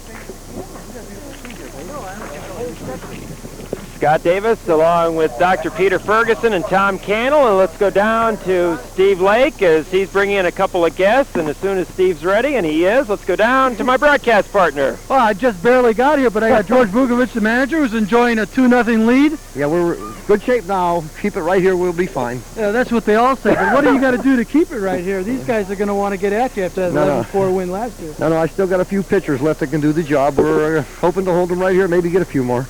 Okay. And then John Graves, the manager of Alson Juice. And John, what are some of the things you have to do down here for the All-Star game? Keep George from worrying too much. How do you do that? Well, he's sneaking some smokes behind the dugout, calming his nerves down a little bit. All right, what are some of the things you tell the kids when they prepare for a game like this, so that they don't see these players very often and they're in a new stadium? How do you keep them settled down? Or are they just all pumped up? Hey, all these guys are good players. They're all pumped up. They're super happy about playing here today and on TV and so on, so they don't need too much pumping up. George, to get back to you for a minute, congratulations on the birth of your new grandson. Thank we you heard very that on much. the air. Proud of that. And, what about for you being here at Thurmond Munson Stadium in front of such a big crowd? Gigantic thrill. I'm telling you, I'm really pumped up. And like the kids, some of the kids say, we're telling each other, don't be nervous, don't be nervous. I told them, go ahead and be nervous. I'm nervous. I've been nervous all day. It's no problem, And one thing I do want to say, I want to thank Tom Cannell for putting this whole thing together. Done a great job, a whole lot of work, and I think he deserves a lot of credit. What do you think of a guy that tells you to come out and take batting practice at 10 o'clock and then it's done by, you got quarter to 10? No, it was all right. I've seen Tom taking batting practice. I've seen some of those swings, and I'm glad he's not playing. Yeah, I guess they are too, but Akron would like to have him up there. Back to you, Scotty. Thanks a lot, guys. Maybe that's a secret weapon. I don't know. Doug Rickard is at the plate. The count is 0-2, and that one just misses. We got Mark Hated out there for a second inning. He went through the last inning, no problem, 3 up and 3 down. Doc Ferguson continues here with us on a beautiful day for baseball. Oh, it's gorgeous. It's the perfect day. Couldn't have any better weather. Low humidity, beautiful sunshine, nice crowd, Scott.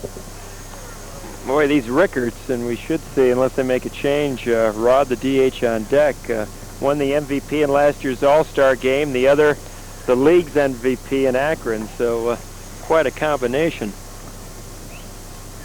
Doug is 0 for 1, grounded out to the first baseman in the second inning. In case you're just joining us, we're in the top half of the 5th inning, 2-0. Canton leads it. It's been a fast-paced ball game so It has been very fast, yes. What positions did you play in the Mets farm? I pitched, Scott. When I was in high school, I played, I didn't play any baseball, to be honest with you. I played... Nice running catch by the left fielder. I went to a private military academy upstate New York, and they didn't have a baseball team, so I played tennis and basketball. And then when I got into college, I started playing baseball, and then that's what I mainly did with the Mets organization.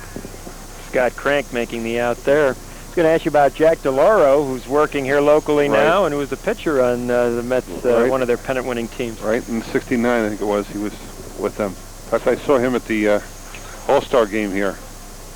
That's right, he was at the Old Timers game. Right, Old Timers game I meant, right. Stadium. There's a base hit for Rod Rickard. Scott Crank made the nice play on that fly ball to left off the bat of Doug Rickard, but now Rod gets a base hit. That is the first off Hated, and only the 3rd hit of the game for the Akron team, as they now try to get back into this ball game, trailing 2-0. Here's Scott Jalowick, the right fielder.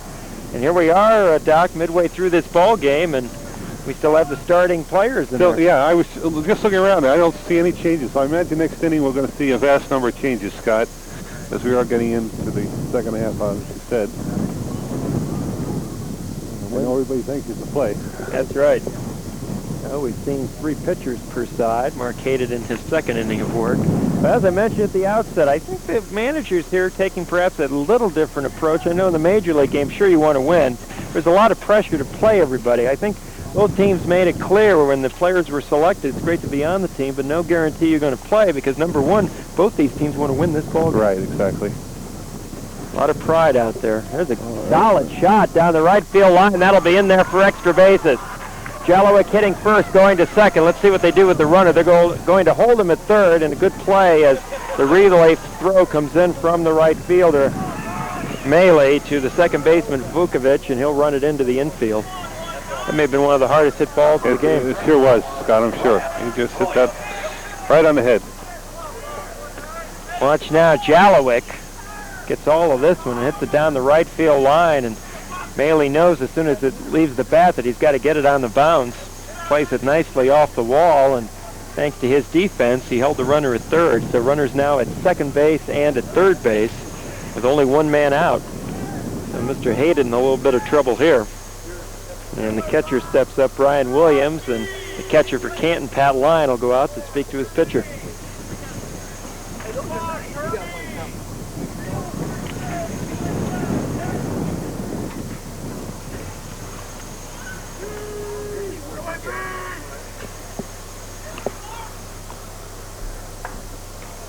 I understand we're going to be naming an MVP at the end of this ball game, and it could be a tough choice at this point. The way they're so many hits, they sure are.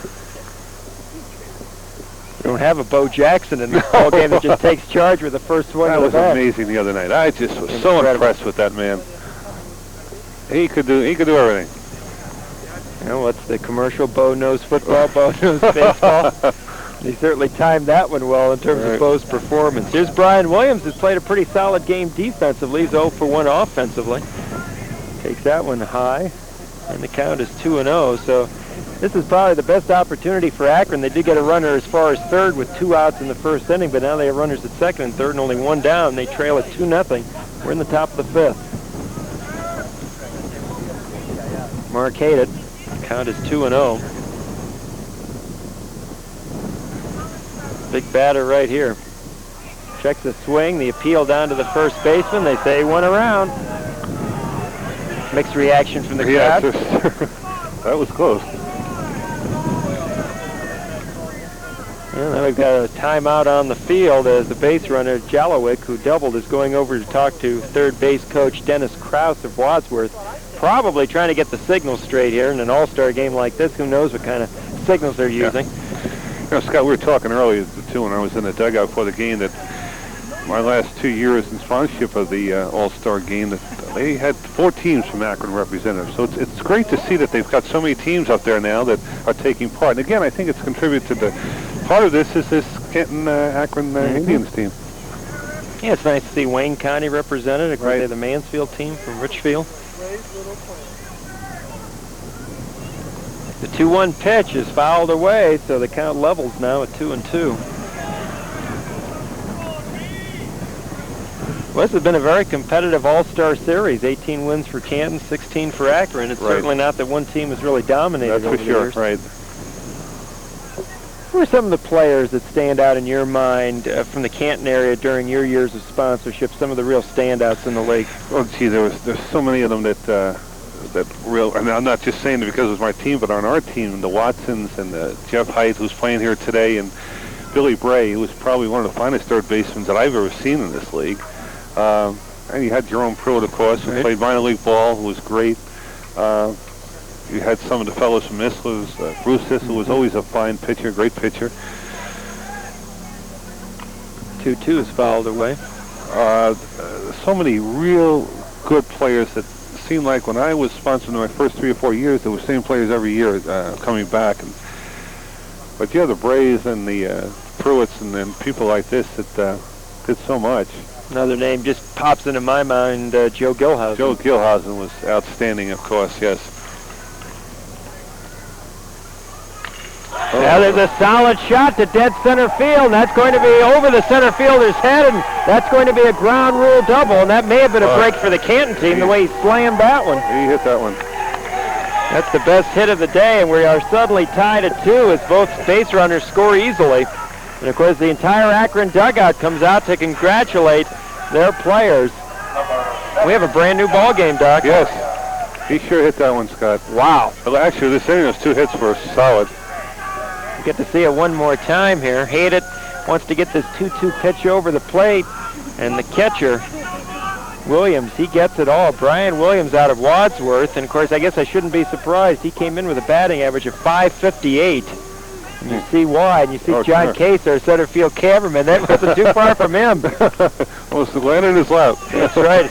That's Big John holding his ground. In the first inning, the Texas Rangers scored 4 runs. In the middle of the first, the score, Texas 4, Cleveland nothing. I don't think we needed to hear that. The Cleveland Indians scored 6 runs. Oh, boy, how about that? A wild one up at Cleveland Stadium today. I think it was Scott Bales going for the Tribe and against Texas. Texas gets 4 in the top of the first. Cleveland counters with 6 in the bottom of the first. 6-4 at the end of 1. That's how we thought this game was going to go here today. Hey, that's a wild one. Anxious to see if Bell was part of that. Yeah, 6-run uprising.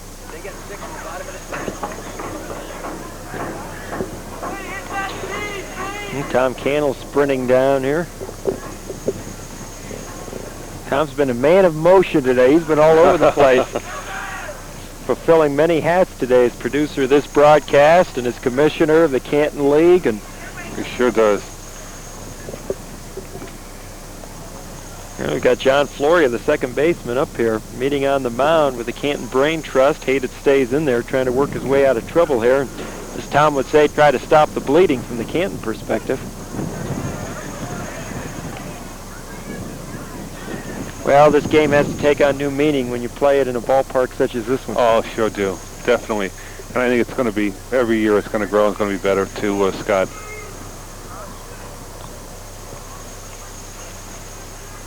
Floria takes that one high and inside. The count now goes to 2-1. 1 man out. The big blow, the 2-run ground rule double by catcher Brian Williams. He stands at second base. John Floria walked his first time up. Each team has used 3 pitchers. We've had the starters in there all the way through 5. I think the doctor is right. We'll probably see some substitutes here as we get into the 6th and 7th innings. I don't know, though, looking at some of the batting averages of the reserve players, I don't think the talent's going to drop off that much. No. I'll give you some of those examples as we go along. I understand it's been a hitter's league both in Akron and Canton this year, and while in past years, probably during your time of sponsorship, it was really a pitcher's league. Definitely. Floria takes that one inside. Great pitchers. You know, we were talking about this game, hopefully to play during year, and Mr. Gannis, who of course is the owner of the Canton Akron Indians, so I had to personally thank him for allowing us to use this ballpark, because this is the only event that will be used in the stadium as this All-Star game, and I greatly appreciate it as sponsor of the game. Ground ball and a seeing eye hit between short and third. The runner hitting third. The throw coming into the plate, and he dives head first. Ball gets away now behind both catcher and pitcher for Canton, and the runner moves on to second. And for the first time today, the Akron All-Stars take the lead 3-2 on an RBI single for Floria. He'll go to second on the throw to the plate. Well, how quickly things can change. That ball hit fairly hard, but it sure had the right distance, right between the shortstop and the third baseman. Coming up firing was Scott Crank of Abbott Electric. A good strong throw, but it gets between the catcher and even Hated, who was in the right position backing up the plate, took kind of a crazy bounce and went over both their heads, and runner goes into second, and George Vukovic is out, and we're going to have a pitching change.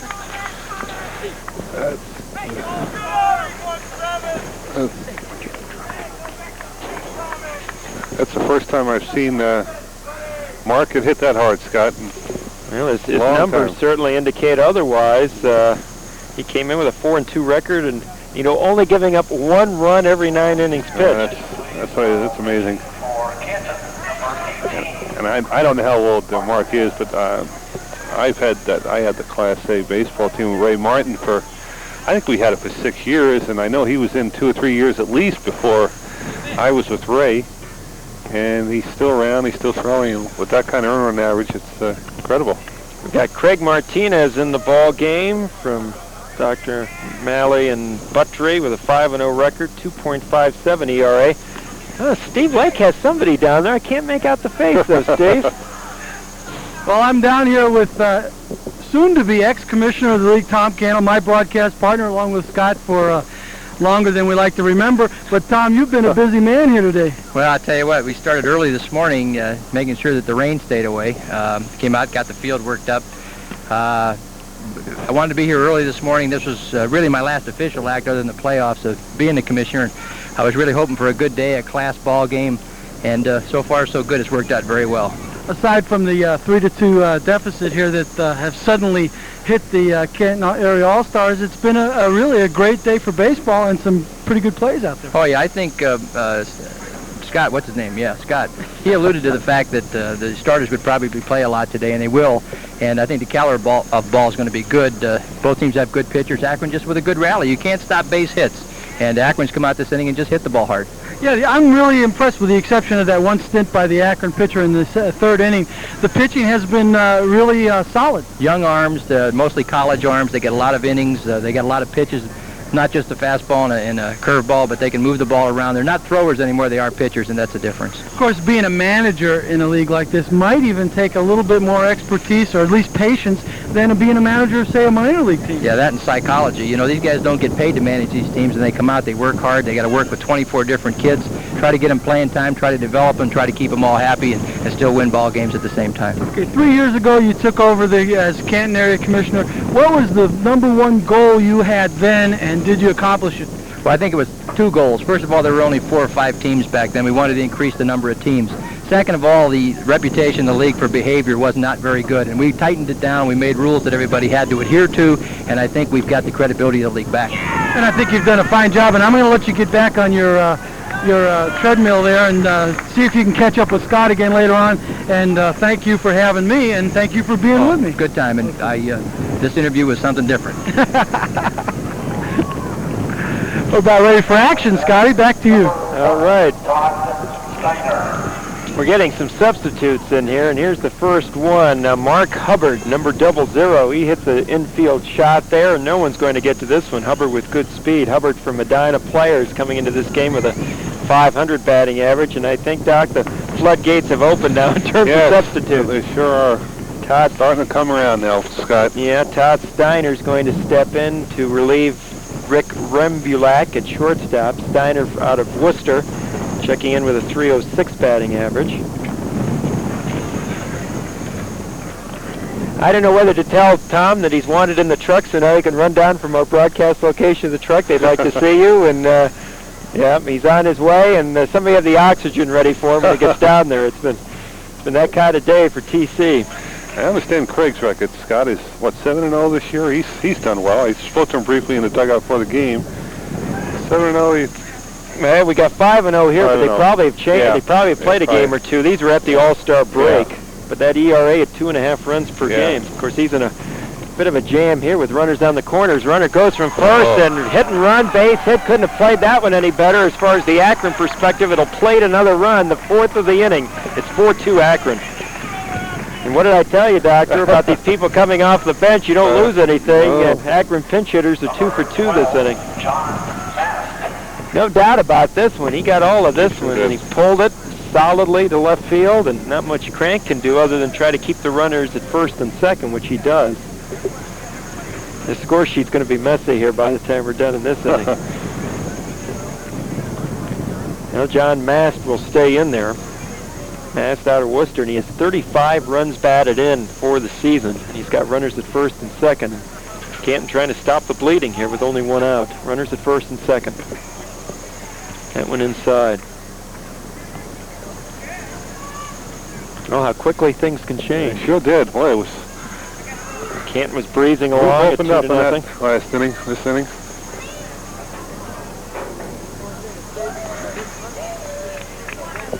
And now the count goes to 2-0. And now, I guess if you're an all-star manager, as you get going later in the game, not only do you want to put some substitutes in, but you're especially concerned about putting your best defensive players out there for the latter innings. Check swing foul away, and they'll be 2-1.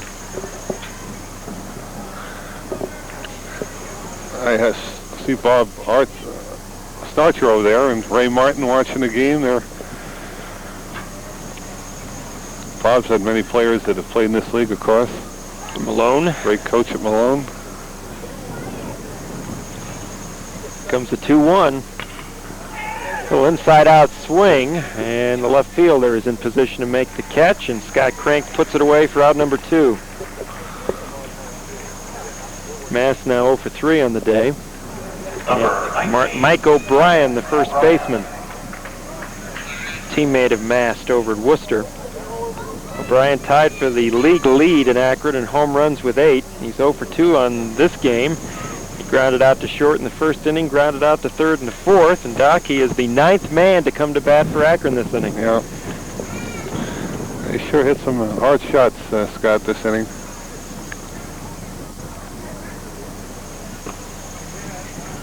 That one in the dirt. Pat Line doing a nice job of keeping that one in front of him.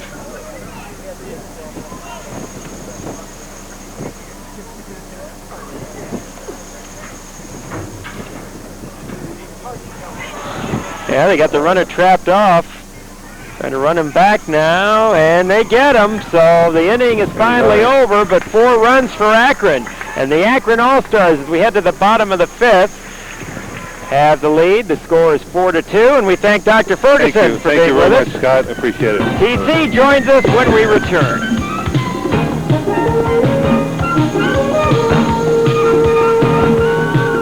Hi, I'm Brian Brennan. You know, the Browns have a reputation of being a good football team, a dominant force in the NFL. Wacom Honda has a similar reputation. That's why I bought my Honda there.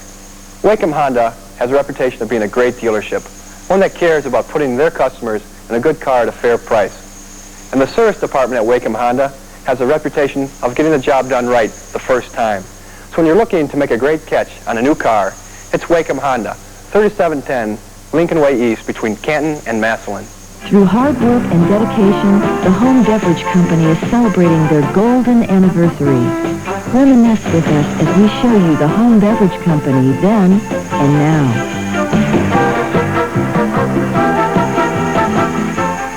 Thanks, Stark, Tuscarawas, and Carroll counties. We've grown up with you and will continue to grow to meet your needs. The Home Beverage Company, 1939 to 1989. Today's game brought to you in part by Night Court Restaurant, 218 Court Avenue Northwest, next to the News Depot, featuring the finest in Business Day lunches. New pitcher for Akron, and I think that's going to be John Lukey from Medina, and it is. Tough to do it with no number. Here's how the inning ended, TC. Yeah. Yes, Martinez, there you see, he froze the runner. Now he does the smart thing. He runs right at him. Now the runner, he knows he's hung out to dry. He's got as much chance as he has numbers, 00, and he's out of there. Talk about a deceiving record. Lupke is 1-5, and you say, wait a minute, what's he doing here? Well, maybe his earned run average has something to do with a 2.15. Well, records don't always indicate. He's just one of those guys who sometimes would want to sue his teammates for non-support, I suppose. As far as the record goes of wins and losses.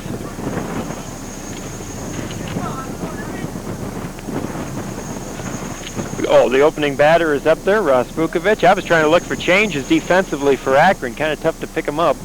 I know there'll be a couple. I know that Todd Steiner is checked in at shortstop. And we got a new second baseman as well, also from Worcester. We got an all-Worcester infield except for the third baseman.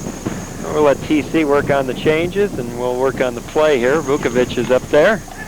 And a base hit. So Ross is 1 for 2. Second time he's on base here. And he opens up the 5th inning with a single. Reached out there and just served that one to right over the outstretched reach of O'Brien, who at 6'7" is quite a target on that right side. Number 25, Jeff Hyden. New second baseman in there from Worcester, as Tom mentioned, is Brian Sullivan. So Sullivan at second. Steiner is now at shortstop.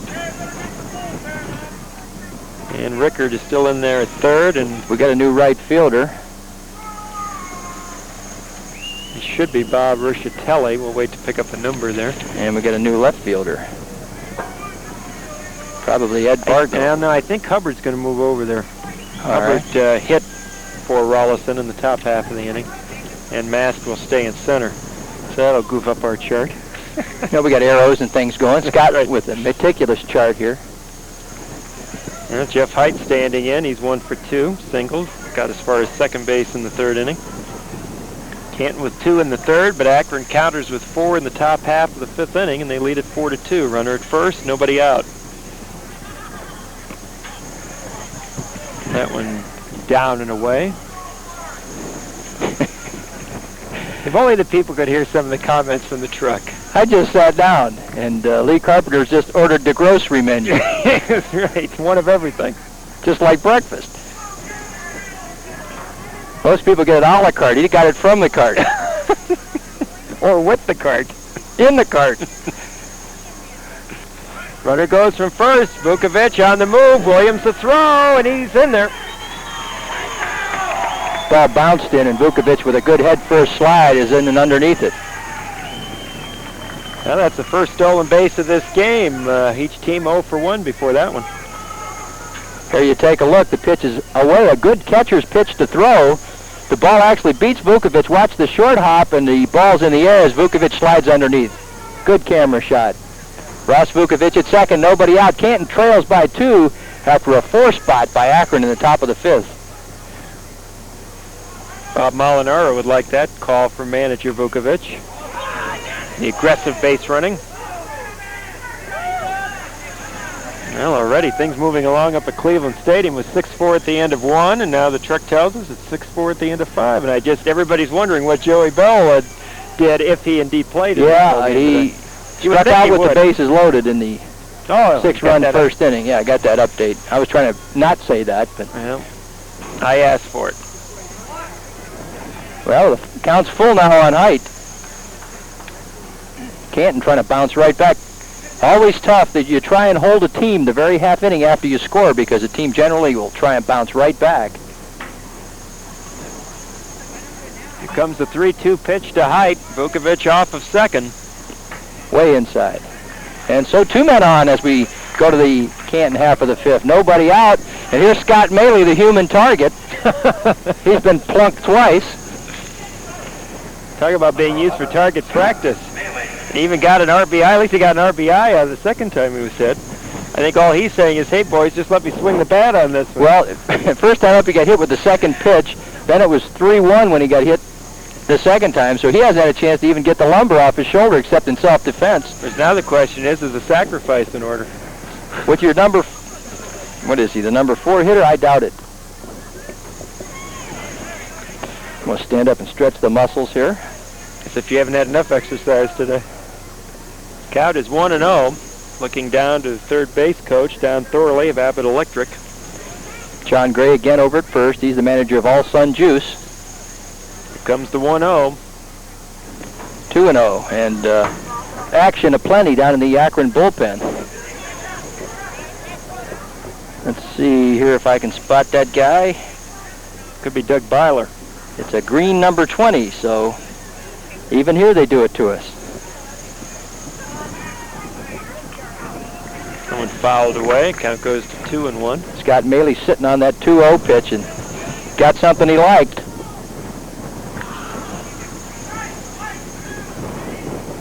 Getting some good sun today. My partner's lobstering up. Steve without a hat over here. He's the one, huh? That almost was a balk move.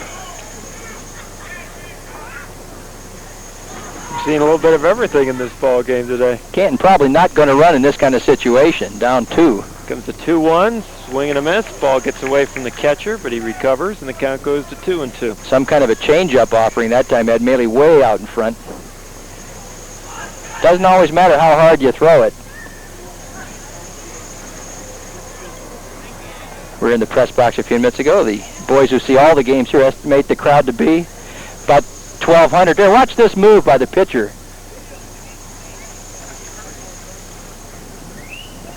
Here comes the 2-2 delivery. And a fly ball to center field. Mast is under it. He has it, and the runners will hold now. And that's the first out of the inning. But at least he got a chance to take some swings that time. Number 16. That would pick us up where we left off. Watch the pitcher.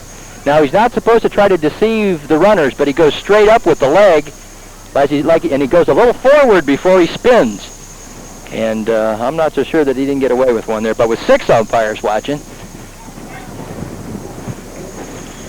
Mike Maley steps in.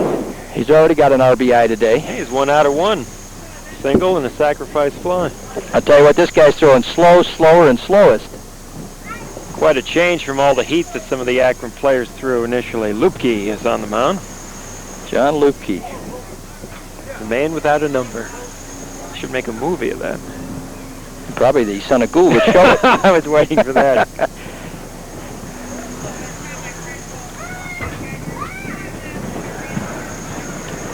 And Mike with a base hit in the second inning, and his sacrifice fly drove in the second run in the third inning for Canton. Canton All-Stars trailing Akron 4-2. And Maley's a key hitter this inning. He can get him right back in the ball game. Swing and a miss. Swings through it. So after a bumpy start to this half inning, Lupke has settled down and retired Scott Maley, and now he has Mike Maley 2-2. We have Ross Vukovic at second, and Jeff Height at first. Vukovic with a single, and Height with a walk. And a short fly ball off the bat of Scott Maley, and now we're 2-2 to Dr. Michael Maley.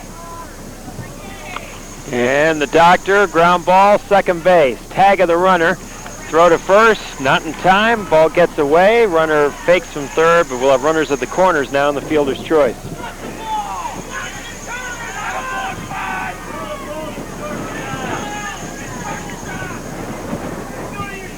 So it's up now to Chris Wilson, the third baseman, with 2 outs, runners at the corners, and Canton really wants to try to at least get a run out of this inning. They trail by 2. Wilson struck out in the second inning and flied out in the third. And we're going to have a pinch runner over at first. Ty Ross, I believe. That's number 5 from the pizza oven. Many remember Ty from his days as a basketball player at Canton South. Ty has plenty of speed.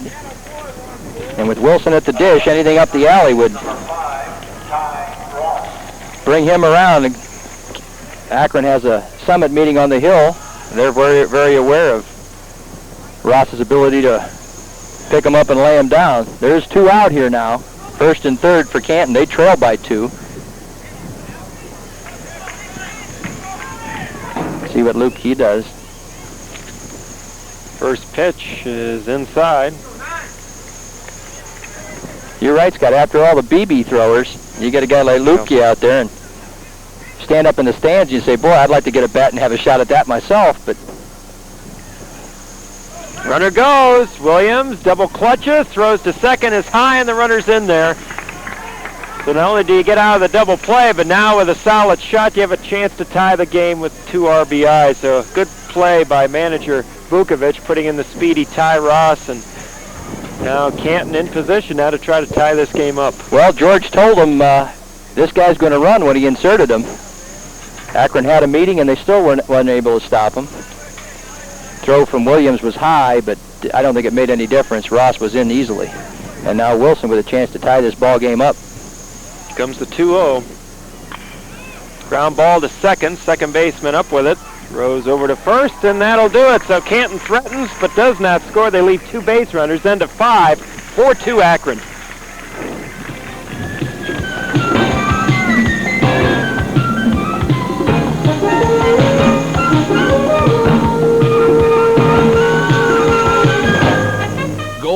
Gold, gold. Fabulous 14-karat gold neck chains, herringbones, serpentines, and more in the most popular lengths and widths. Are you ready for a shock? As low as $24. Selected styles and quantities limited, so hurry. Stock up on gleaming 14-karat gold chains now. Visit Miller Wholesale Jewelers, America's largest jewelry supermarket at 3255 Cleveland Avenue Northwest. Offer expires July 23rd. Here's your chance to sail into summer in a Super Snark 2-man sailboat. This lightweight car topper is yours with the purchase of a new Chevy car, truck, or van from Ewing Chevrolet. And that includes Cavalier starting at $79.95, Geo Sprints at $59.95, and S10 pickups at only $69.95. So drive into Ewing Chevrolet today and sail into summer. You can get your way at Ewing Chevrolet. Today's game also brought to you in part by Ray Martin's Printing and Processing. They letter garments, t-shirts, sports bags, and all of your sports accessories. Give them a call at 492-2602. Changes aplenty for Canton, especially around the infield, where we have Robbie Tyson of Stark Merchants now playing first base. We have Bouncer Murray of Dr. Maley's and Buttrey's. He is now at second base. We've also got Lance Wilson in there, and he is playing shortstop, wearing number 8 on the back of his green Dr. Maley uniform. And we'll pick up any other changes as we go along. And we have a new catcher for Canton, number 14, Greg Pontendi from Abbott Electric. Pat Lyon is done for the day. Did you get the outfield changes? No, maybe go over those. All right, in left field we got Ross Rankin from Dr. Maley Buttrey Coins. In center field, we've got Dave Solomon from Suarez Corporation. And in right field, we got Jeff Nash from Abbott Electric. So we've got an entire change for the Canton All-Stars. The only remaining player from last inning is Martinez, the pitcher. Is that Pat Sedmock in there at third base? Number is, I believe it is. All right, number 13 from Pete's Oven. And, of course, the former quarterback for St. Thomas Aquinas. Going to have to change chairs here. Okay. Wonder if Steve was in this one. This one has been made kindling.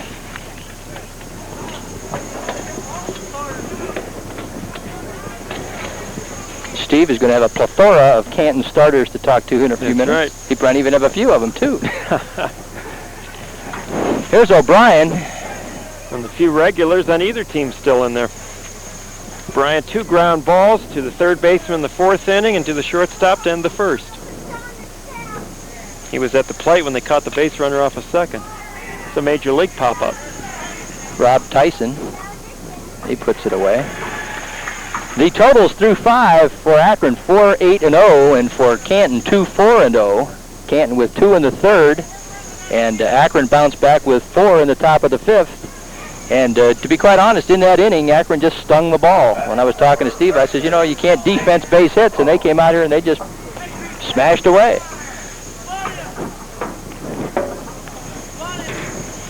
Going to have third baseman Dave Lupo, Akron CP Sales. He'll step in for Doug Rickard of Mansfield now and play third. Probably going to see most of the second liners, which in effect are not second liners at all, but very good starters on their respective teams. I went down to get you, and then I saw all the That was a couple of the backup players, Mark Hubbard and Todd Steiner, who keyed the Akron attack. There's a ground ball to third. Strong throw by Sedmock. And the first baseman tags the runner for out number 2. Now the arm of the quarterback, huh? Sedmock to Tyson. That one sailed a bit. Tyson off to make the grab and the tag. Quickly 2 away in the top of the 6th. And here's the DH, manager, and power hitter deluxe of this Akron League. Last year, I think he led the league in home runs. In batting practice last year at Cook, he was just playing home run derby. Rod Rickert, 1 for 2 in this game. Single to start the uprising back in the 5th. Ground ball to short. Up with it. Throw across, and some of the Canton players getting ready to leave the field, but a bit prematurely because the throw got away from the shortstop, Lance Wilson. You know, you sit in the dugout hour and a half, and the game goes on. You go out, you loosen a bit in the bullpen. Here you see the ground ball. Good shot. Wilson actually with a nice pickup. And it sails away. Tyson, much like the last one, went over, but he thought he might have had it, but it slipped out. It was a snow cone for a while and slipped away. And Rickard's going to be a pinch runner for Rickard as he comes off.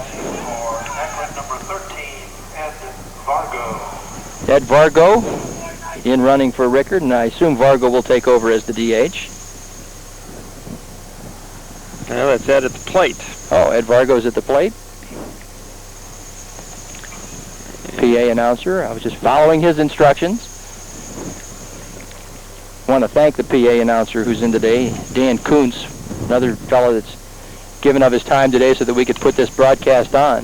Good shot to center, but drawing a bead on it, Dave Salmon of Suarez, and he makes it. And that's the 3rd out of the inning. No damage done with the error. And we head to the bottom of the 6th. Akron 4, Canton 2.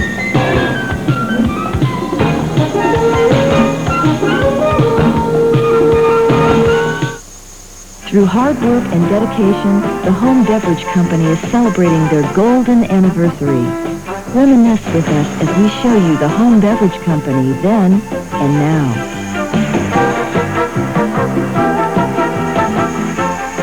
Thanks, Stark, Tuscarawas, and Carroll counties. We've grown up with you and will continue to grow to meet your needs. The Home Beverage Company, 1939 to 1989.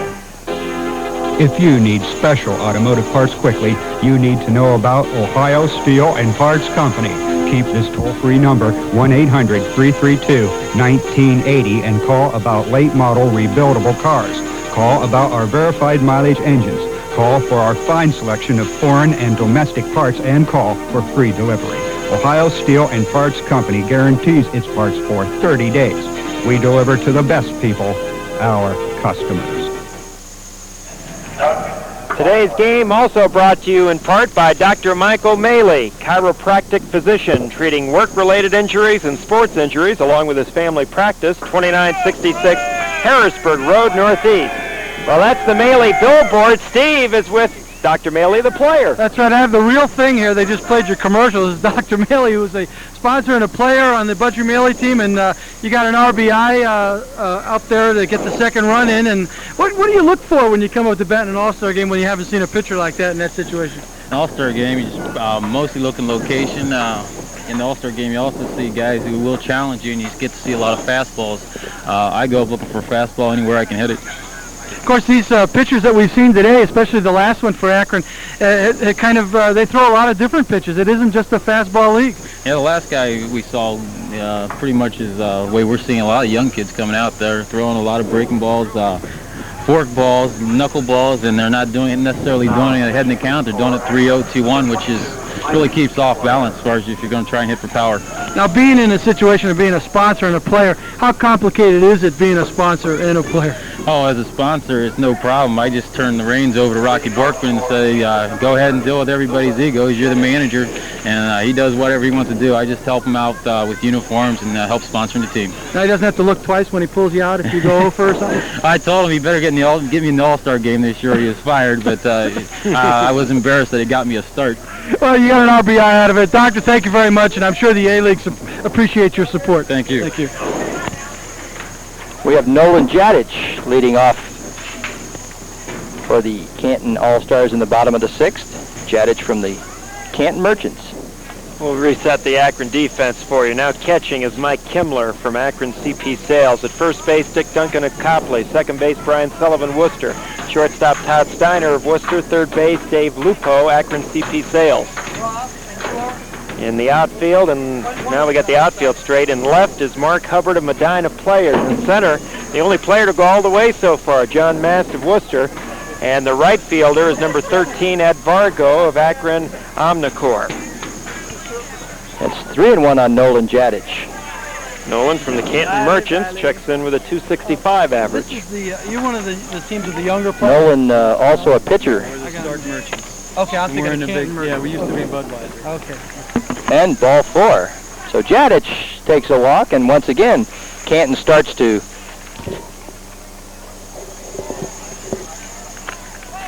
at least begin a rally as they get the leadoff man on, and coming up from Abbott Electric, Number 14, Greg Punteni. Greg Punteni, the catcher. Looks down to Don Thorley, his regular season manager, coaching at third. New pitcher Doug Byler starts with a walk. Byler from the Worcester staff. Swung right through that one. Punteni for Olson, check that for, come on, Scott. For Abbott Electric. There you go. 280 batting average, 1 homer, 7 RBIs. My problem is now, you get into this. It's like a phone book. Exactly. It's like the cast of Ben-Hur is what it is. But Greg wearing number 14 on the back of the Abbott Electric uniform.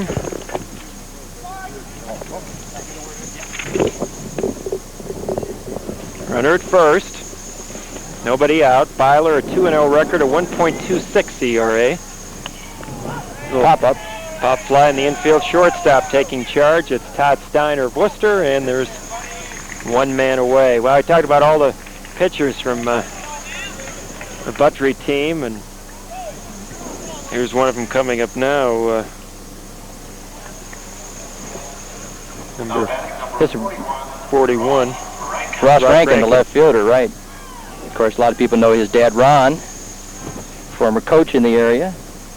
A lot of Dr. Maley players on the Canton All-Star team. A lot of Worcester players on this Akron team, as you just look out there right now. The pitcher, second baseman, shortstop, and center fielder. Talk about a Worcester flavor up the middle. Of course, Worcester, the All-Star team managed by Worcester manager Jeff Bricker. A reward for winning the first half of the season. Same for George Vukovic and the team from Stark Merchants. Pretty good shot to right field. The right fielder slips. Now he's going to have to come in a hurry, and he trapped the ball. Now they're going to try to get the force at second and can't. Good heads-up play by Nolan Jadich at first. The right fielder, that's Ed Vargo, slipped as the ball came off the bat, and he was just unable to get in and get to the baseball. Short hopped it, and Nolan Jadich beat the throw to second. So Canton down 2 with another little mini rally going, first and second and one man out. Here we take a look. Little inside out cut that time by Rankin. Late start after the fall down by Vargo, and he makes a valiant effort, but he comes up just a few inches short. Has the presence of mind to scoop it up and get it in, but not in time, and Canton with an opportunity to get right back in it here. Dave Solomons, center fielder, big number 21, a right-hand hitter.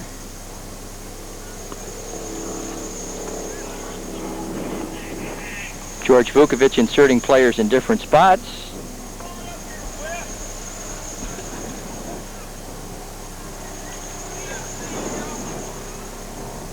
See what Salmons can do. Hitting .438 for Suarez Corporation, and he swings, and he was going to untie it. He was going to put it ahead. Got his money's worth on that rip.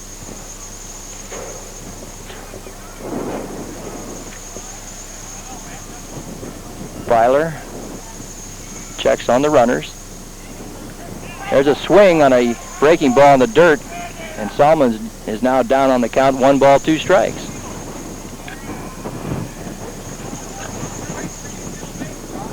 My partner busily we're trying to going through the lineup cards and try one thing so over forth, here. so I'll continue to keep the boat afloat. 1 ball, 2 strikes, 1 out, 2 on. Canton down 2, and we're in the bottom of the 6th. Game moving right along here at Thurmond Munson Stadium. Swing and a miss, strike 3, and Salmons again fooled on the let-up. And we're going to go now to Bouncer Murray, the second baseman. Bouncer, a former athlete in the Canton South area, or Sandy Valley. Thank you, Vic Steffen. Who used to teach in the Sandy Valley School. Quickly corrected, I'll tell you. I lost my head for a minute there. Anyway, Bouncer Murray's been a quality player in this league for a long time, and he's a clutch player, has been a clutch player for a long time, and he's in a clutch spot right now looking for the big 2-out hit. Breaking ball in the dirt. Jadich holds on at second. And Bouncer's wife, Shannon English Murray, used to be the program and promotions director at TV 67. How about that? So we're well aware. Bill's a fine young man, and as you say, also an excellent ball player. And he's got a chance to do some damage here for the Canton All-Stars. They need to chip away here. They wasted an opportunity last inning with 2 on, nobody out. Here's a ball low. I went to the notes because a few of these players got the right uniforms, but their numbers have changed slightly. But what else would you expect? Every broadcast we've done, no matter what the sport, there's always... Starting with the infamous Sam Ferretti. That's right. What a great trivia question. Bouncer taking that 2-0 all the way, and it's right down Broadway. Rob Tyson is the on-deck hitter from the Stark Merchants. Bouncer hitting .302, 2 homers, 12 RBIs for Dr. Maley and the Buttery team. Squibber towards first, and the first baseman will take it unassisted, so Canton again threatens but does not score, and we've played 6 here at Thurmond Munson Stadium. It's Akron 4 and Canton 2.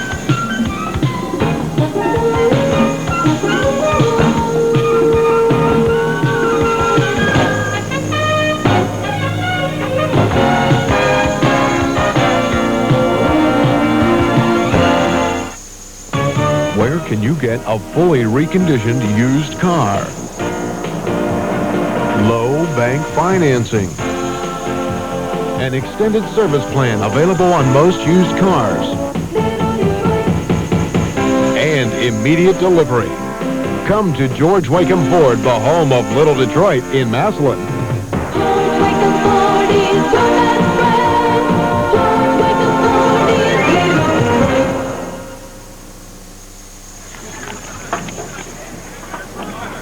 It's a little loose today. This game also brought to you in part by Abbott Electric for your residential, commercial, and industrial electric work.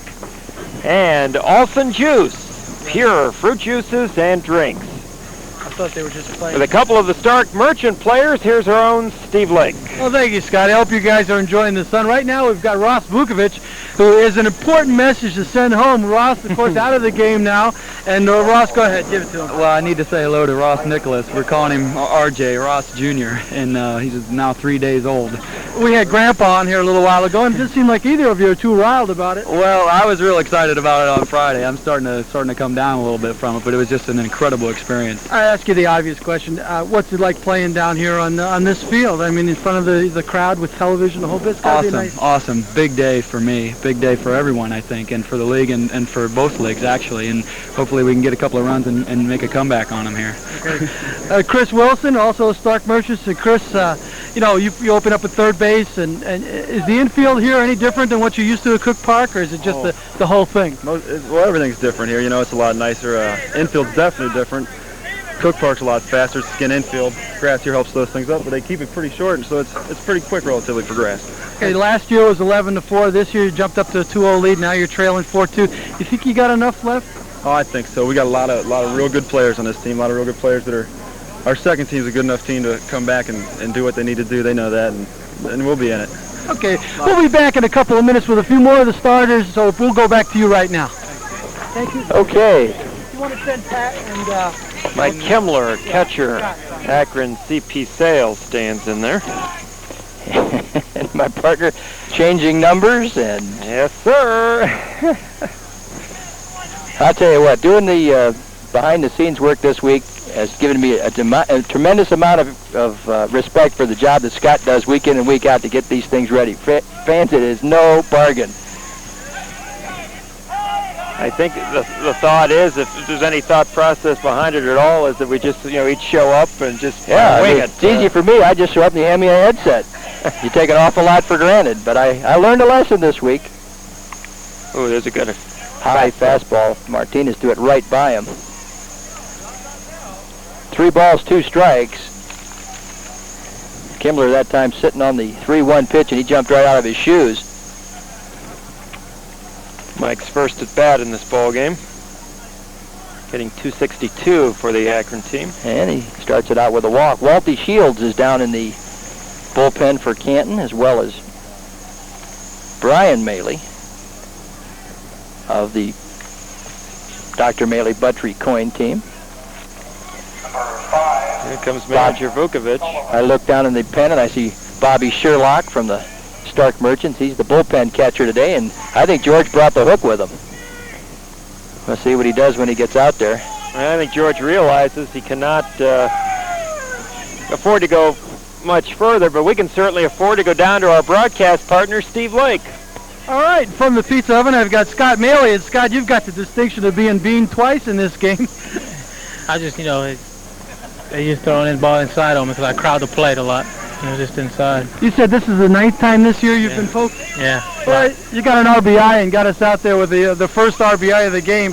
And, you're not up there obviously looking to get hit, but what do you think when they start throwing inside like that? Well, I'm used to it. Like I said, I crowd the plate, and a lot of balls they try to throw me inside. So I just sort of, I want to see everything. I want to see the whole plate. So, it just happens. Hopefully we'll get a few more the other way. And for those of you who have been with us on TV 67 for a while, this guy is number 12, wasn't it? 13 for McKinley. The long range is Pat Lyon, former quarterback and catcher for Pizza Oven, and did a pretty fair job out there this first couple innings. Yeah, kind of nervous at first, but got the first inning out of the way and just went out, did my job. With all the past glories with McKinley and stuff, I would be more nervous than playing here. I don't know. Just the crowd and all that and being a little close up. Okay, we'll go back to you guys and we'll thank these fellows for stopping by. Thanks. Thank you, Steve, and he may set a world record for interviews today. You're going to give me a mark to shoot at. That's right. Other than my foot.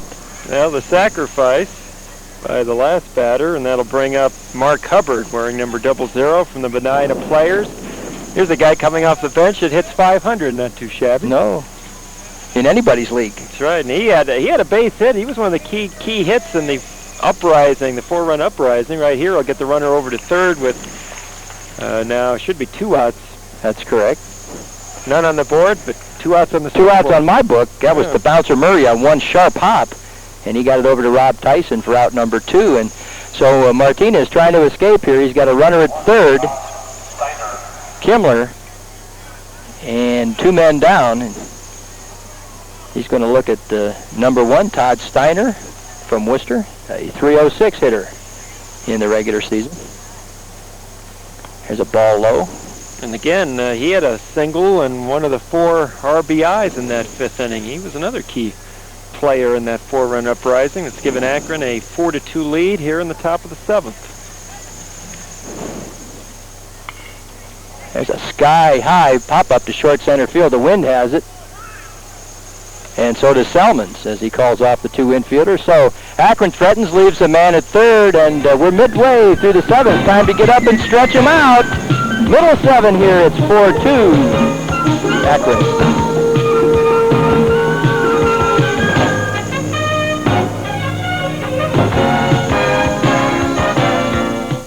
gold, gold, gold. Fabulous 14-karat gold neck chains, herringbones, serpentines, and more in the most popular lengths and widths. Are you ready for a shock? As low as $24. Selected styles and quantities limited, so hurry. Stock up on gleaming 14-karat gold chains now. Visit Miller Wholesale Jewelers, America's largest jewelry supermarket at 3255 Cleveland Avenue Northwest. Offer expires July 23rd. Here's your chance to sail into summer in a Super Snark two-man sailboat. This lightweight car topper is yours with the purchase of a new Chevy car, truck, or van from Ewing Chevrolet. And that includes Cavalier starting at $79.95, Geo Sprints at $59.95, and S10 pickups at only $69.95. So drive into Ewing Chevrolet today and sail into summer. You can get away at Ewing Chevrolet. Today's game also brought to you by Pizza Ovens and Papa Bear's Restaurant. Prompt, courteous service at 7 locations, open 7 days a week. Steve has another guest. Let's go down to him right now. That's right. I'm with Ken Reed, who pitched the third inning for the Canton area All-Stars. And Ken, you're probably used to going a lot longer than 1 inning. Was it tougher getting ready for it? Yeah, it was. It was. I mean, the shoulder's been hurting a little bit, and it took a long time to get loose. And I was just lucky to really get it to home plate. Get in and out without getting damaged, right? Just 1 inning. That's all I could go. You were talking about the way the field is here and how the wind blows in. Is it easier for a pitcher here at Thurmond Munson Stadium? It seems to me like it is a pitcher's ballpark. You know, the ball don't seem like it carries or travels that well. You know, of course, the wind's blowing in, and I don't know. It just seems more like a pitcher's ballpark. Okay. Thanks for stopping in. Good luck with the shoulder. Okay. Thank you, Steve. And Rob Tyson will lead off the Canton half of the 7th inning. They trail 4-2. They've had rallies in the last 2 innings, but not able to dent the plate. Out there on the mound for Akron, number 45, Brian Herder, big right-hander. Akron CP Sales Company, 5-2 record and a 2.18 earned run average. Little blooper down the left field line. They'll come up into the stands. And another Akron pitcher stands probably 6'2", 6'3". And one thing that we didn't mention, and we probably should have, this is probably the first time that a lot of these pitchers in a long time have pitched off a mound. I mean, there's some fields with raised places to put the rubber, but this is a regulation mound. And when you're 6'3" or 6'4", you look 6'8" when you're up there.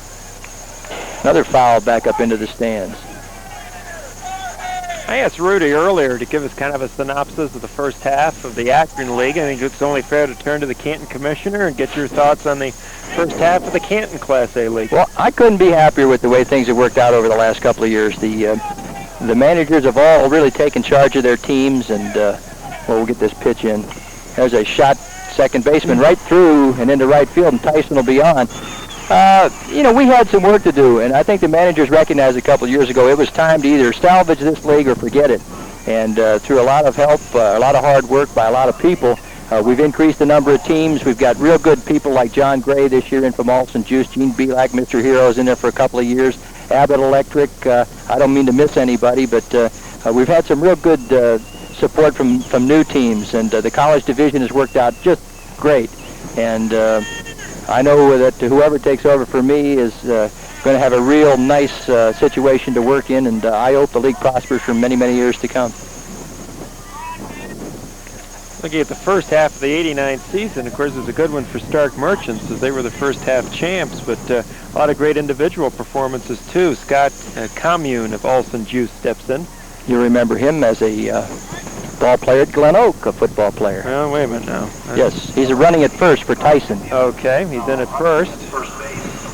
I got a little confused because at the plate, that's who I was looking at, Lance Wilson. Yes. Dr. Maley. You've got to see one thing you do here, fans. You've got four people with the same number in some circumstances. Yeah. We're looking for a bunt. There's a pitch up and in. He gets away, so serves the purpose. Commune gets down to second. Now here's a case where here's Commune hitting 400 and trying to find a place to play on this team. Is there any relation to the Commune that played out at Glen Oak? Same kid. That's what I thought. That's what I thought. Here you see the pitch. You're going to bunt, but why bunt when it throws it up and in? That'll be a pass ball. That was one that should have been handled by the catcher. Kimmler. Unless they've changed. No, it's Kimmler behind the plate. All right. We'll give Kimmler the pass ball. Puts Commune at second. And again, Canton trying to get a run in. They've been close, but they just haven't been able to get the clutch 2-out banger. There's a high pop-up coming our way. Wind will blow this back in. I believe there'll be a play, and there is. Third baseman Lupo puts it away. That one would normally have been up here with us. I don't think any of us would have been ready, though. Oh, Vic said he would have. Yeah, Vic, from under the table. So what you guys? So you got Scott Commune from Glen Oak. You've got Pat Sedmock of St. Thomas. You've got Pat Lyon of McKinley. You got Ty Ross of Canton South. A lot of these high school standout athletes in football and basketball making their mark in the Class A Baseball League. And we got Jeff Mash from Abbott Electric standing in. Gets a good piece of it deep to right field, but it's up in that wind. Right fielder fighting the sun. He does find the ball. Commune will tag and come over to third, and he'll make it easily. But I'll tell you what, the only thing that kept that ball in this park was the wind, because Mash turned right and mashed it. How's that? There you go. go. Top sure. There you go. Vargo making the catch out in right field from Akron Omnicore. And Vargo did a nice job shielding his eyes from the sun. And Sedmock now with an opportunity to pick this run up. We have again a man at third and 2 men down. Sedmock, number 13, playing third base. He's hitting .306. He pops it up. Catcher may have a play at this one. And he puts it away, and for the third straight inning, it's close but no cigar for Canton. We're going to the 8th. We've got 2 to play, and Canton has 2 to get. 4-2 Akron.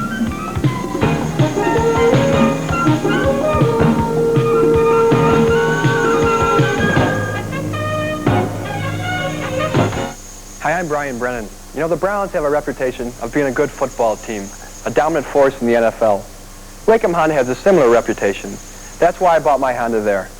Wacom Honda has a reputation of being a great dealership, one that cares about putting their customers in a good car at a fair price. And the service department at Wacom Honda has a reputation of getting the job done right the first time. So when you're looking to make a great catch on a new car, it's Wacom Honda, 3710 Lincoln Way East between Canton and Massillon.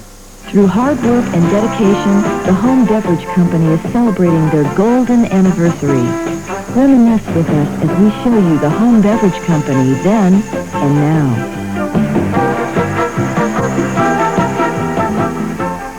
Thanks, Stark, Tuscarawas, and Carroll counties. We've grown up with you and will continue to grow to meet your needs. The Home Beverage Company, 1939 to 1989. Today's game also brought to you in part by Night Court Restaurant at 218 Court Avenue Northwest, located next to the News Depot, featuring the finest in business day lunches. Steve Cunningham of Canton Merchants on the mound. Our Steve Lake with a pair of All-Stars. And this time from Akron, right, Steve? Kind of losing my earphones here, but I've got Brian Williams with me in Wadsworth, and Brian is the leading hitter in the Akron League, and even Tom Cannell will be proud of these numbers.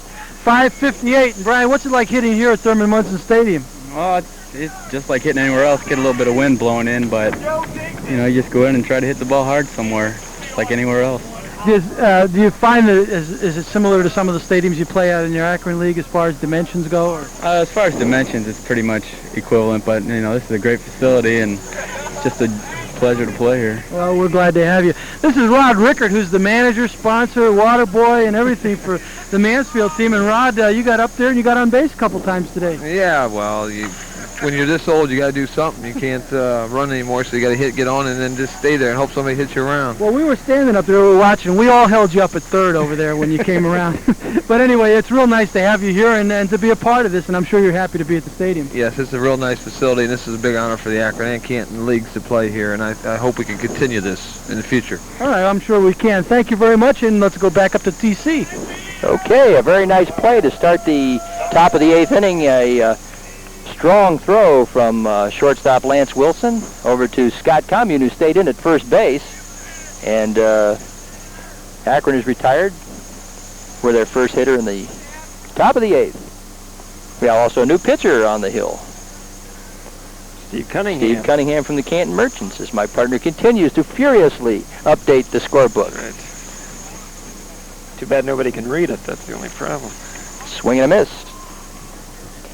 been a game of 2 innings. In the third, Canton hit for 2, and then in the fifth, Akron posted 4. Well-played game, some outstanding defense, timely hitting, good pitching.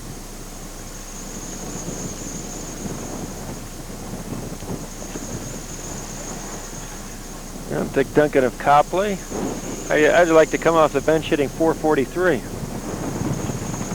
Well, Steve was talking about 558. Heck, the only thing I've ever seen 558 is the state route over north of Worcester. High pop-up. Wilson will take care of this one as well, and quickly 2 men gone. In the Akron 8th, and that brings us to Lupo, the third baseman. Dave Lupo. Tell us about the game MVP again as we're getting... Well, we're going to select the MVP of the game, and he'll receive the second installment of the Ralph Miller Memorial Award. We give that every year in memory of Ralph, a longtime manager and supporter of amateur baseball in Stark County, who passed away a couple of years back. And we're happy to present that. Rudy kindly donates the trophy, and some young man's going to walk away today with a real nice piece of trophy. Dave Lupo with a base hit, the third baseman. Hit that one hard and took one big hop. Sedmonk had no opportunity and shot through the gap into left field. So with 2 outs, Akron has a runner at first, and coming to the dish, Mark Champagne. Very good. I wondered if you could answer that question. No home runs, 18 runs batted in, and a .326 regular season batting average. Stands well up in front of the plate, in front of the batter's box. Interesting stat I heard the other day as there's a pop foul out of here. Do you know that some mathematician has figured out that a hitter has 2/5 of a second in which to react to a normal pitch in a baseball game? And that does go a lot. Now you can understand when they used to talk about an empty mind is a full bat, because if you stand up there thinking about, and 2/5 of a second later you're on your way to the dugout. Ooh, took that one right in the left elbow and the right wrist. Bob Morgan escorts the player down to first. That's the third hit batsman of the game. And Champagne still is one behind Scott Maley. There's the pitch. He tried to swing at it, didn't get out of the way. Rolled into it. As I said before, they listen to the cue, 2/5 of a second, so you don't have a heck of a long time to stand up there and figure much out. And when hitters are going good, they generally just look for the ball, and whatever the pitch is, when you're in a streak like you're hitting the ball well, why, you can hit anything that comes up there. So now 2 on with 2 out for Akron here in the 8th. A little blooper down the right field line. That could be problems. Commune's chasing it, and he can't quite come up with it. Fortunately for Canton, it's in foul ground, so everybody will have to come back. Lupo had gone all the way around to score, but he'll have to come back. I hope I'm right here. I've been working on this chart, and I got to give both of the managers, Jeff Bricker of Worcester and George Vukovic of Stark Merchants, all the credit in the world. If my figuring is correct, each club has only 1 player that has yet to play. For Akron, it's Bob Rischitelli out of Hudson, and for Canton, it's Rocky Borquin of Dr. Maley and Buttry. Does an excellent job of managing by both men. As I said at the outset, they wanted to win, and they weren't sure they could get everybody in, but they've done a pretty good job of it. And it's been, as I said before, a very competitive game. I think one that the fans have enjoyed, the fans here, the fans at home, and I'm sure the guys will all get a kick out of it when they go home and check their VCR out. Something to keep for posterity. I tell you, videotape sales around here probably went up in the last few days. There's a pop-up that Commune has taken a look at, and he's now called off by Bouncer Murray, who takes care of it, and that takes care of Akron, and we've played 7.5. We're going to the Canton 8th. It's 4-2 in favor of Akron.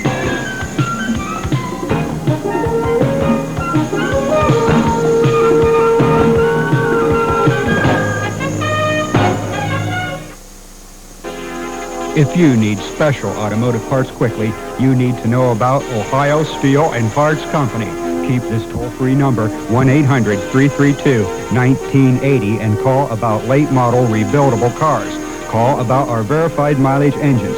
Call for our fine selection of foreign and domestic parts, and call for free delivery. Ohio Steel and Parts Company guarantees its parts for 30 days.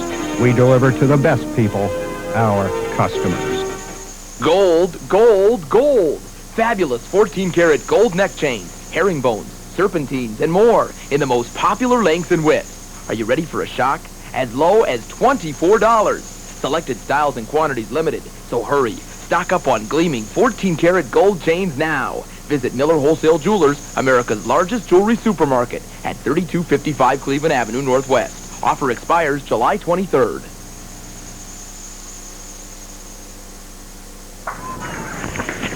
All right, let's go back down to Steve. He has two more players from today's game. Start off with Tom Crank, who started in center field. And Tom, you had a pretty big week. You made it on the front page of our paper, the Herald, and now you started in the All-Star game. You got to feel pretty good. Yeah, I do. I'm just happy to be here and happy to have a good time, and it's just been great this whole week. Of course, how's it playing out there in center field with all the billboards and watching all the people in the stands and the TV cameras? It's great. It's something that probably never happen again. Hopefully, well, maybe hopefully next year it will, but it's just great to be here. It's great to play in this stadium, and I love it. All right, thank you. We'll get over to Jeff Height. And Jeff, your main concern was, like a lot of the other players, I wonder if the VCR was turned on at home. And I understand you served up a few gopher balls to Tom, and he still couldn't hit them out in batting practice. Yeah, I'll tell you, I was putting the ball on a tee for Tom, and he was sitting there wailing, he couldn't even get a ball to the warning track. So what he's telling everybody on TV is probably not true anyway. So.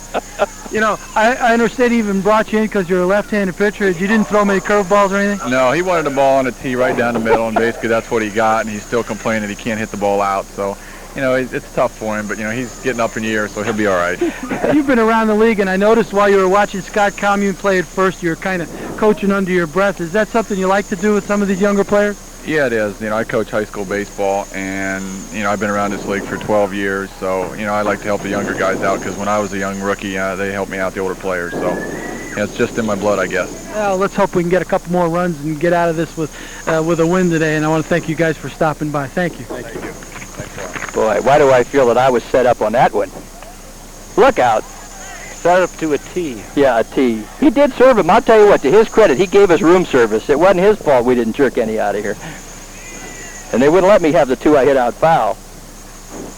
Nolan Jadich of the Canton Merchants. First batter up for Canton, bottom of the 8th.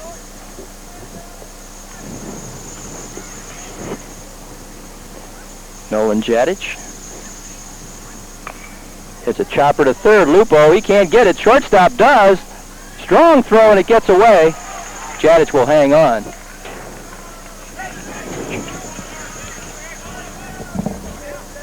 As we mentioned before, we're going to give the second annual Ralph Miller Memorial Award as the MVP today, and we'll get to that in a second. Here's a bouncing ball. The third baseman kind of gives it the old Olay shot here.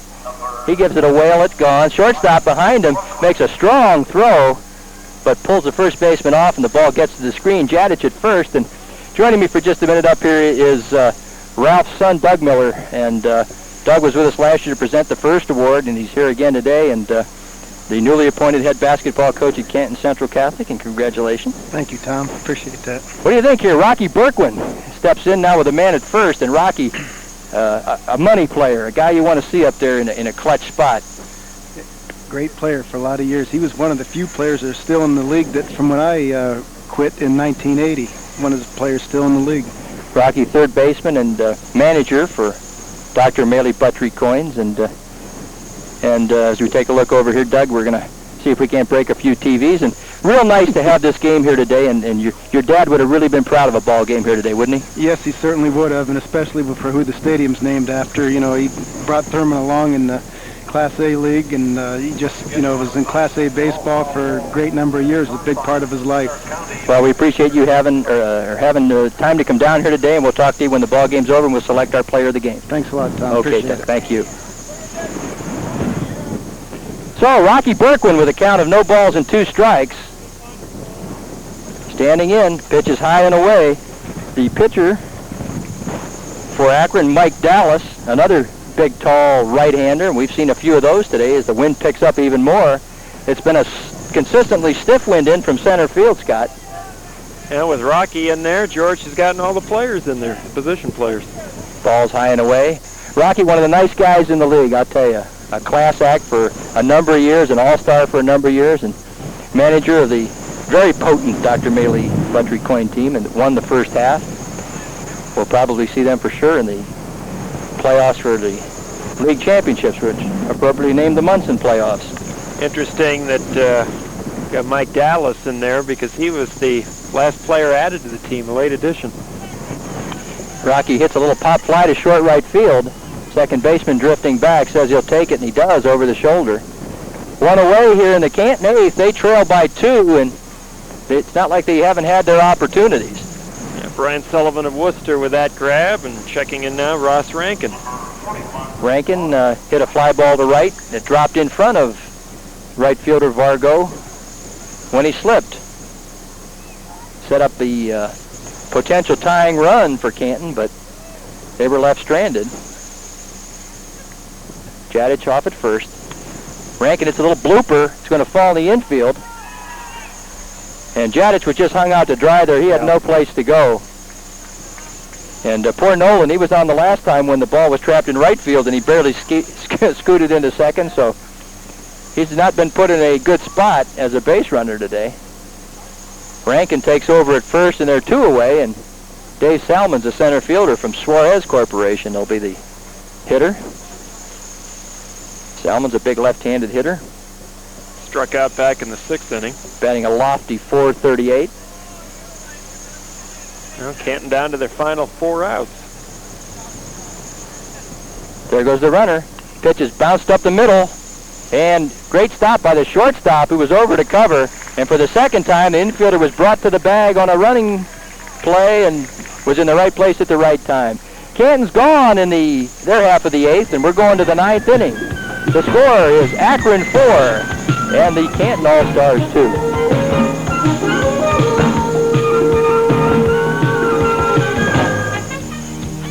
Here's your chance to sail into summer in a Super Snark 2-man sailboat. This lightweight car topper is yours with the purchase of a new Chevy car, truck, or van from Ewing Chevrolet. And that includes Cavalier starting at $79.95, Geo Sprints at $59.95, and S10 pickups at only $69.95. So drive into Ewing Chevrolet today and sail into summer. You can get your way at Ewing Chevrolet. Through hard work and dedication, the Home Beverage Company is celebrating their golden anniversary. Reminisce with us as we show you the Home Beverage Company then and now.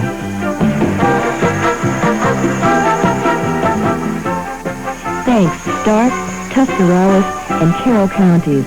We've grown up with you and will continue to grow to meet your needs. The Home Beverage Company, 1939 to 1989. Today's game also brought to you in part by Dr. Michael Maley, chiropractic physician treating work-related injuries, sports injuries, along with his family practice at 2966 Harrisburg Road, Northeast. And today's game also brought to you in part by Ray Martin's Printing and Processing. They letter garments, t-shirts, sports bags, and all of your sports accessories.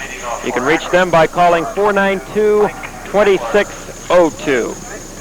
New pitcher in there for Canton. It's Walt DeShields of Suarez, 3-1 record, 2.49 ERA, and I'm joined at the broadcast mic by Mr. Steve Lake.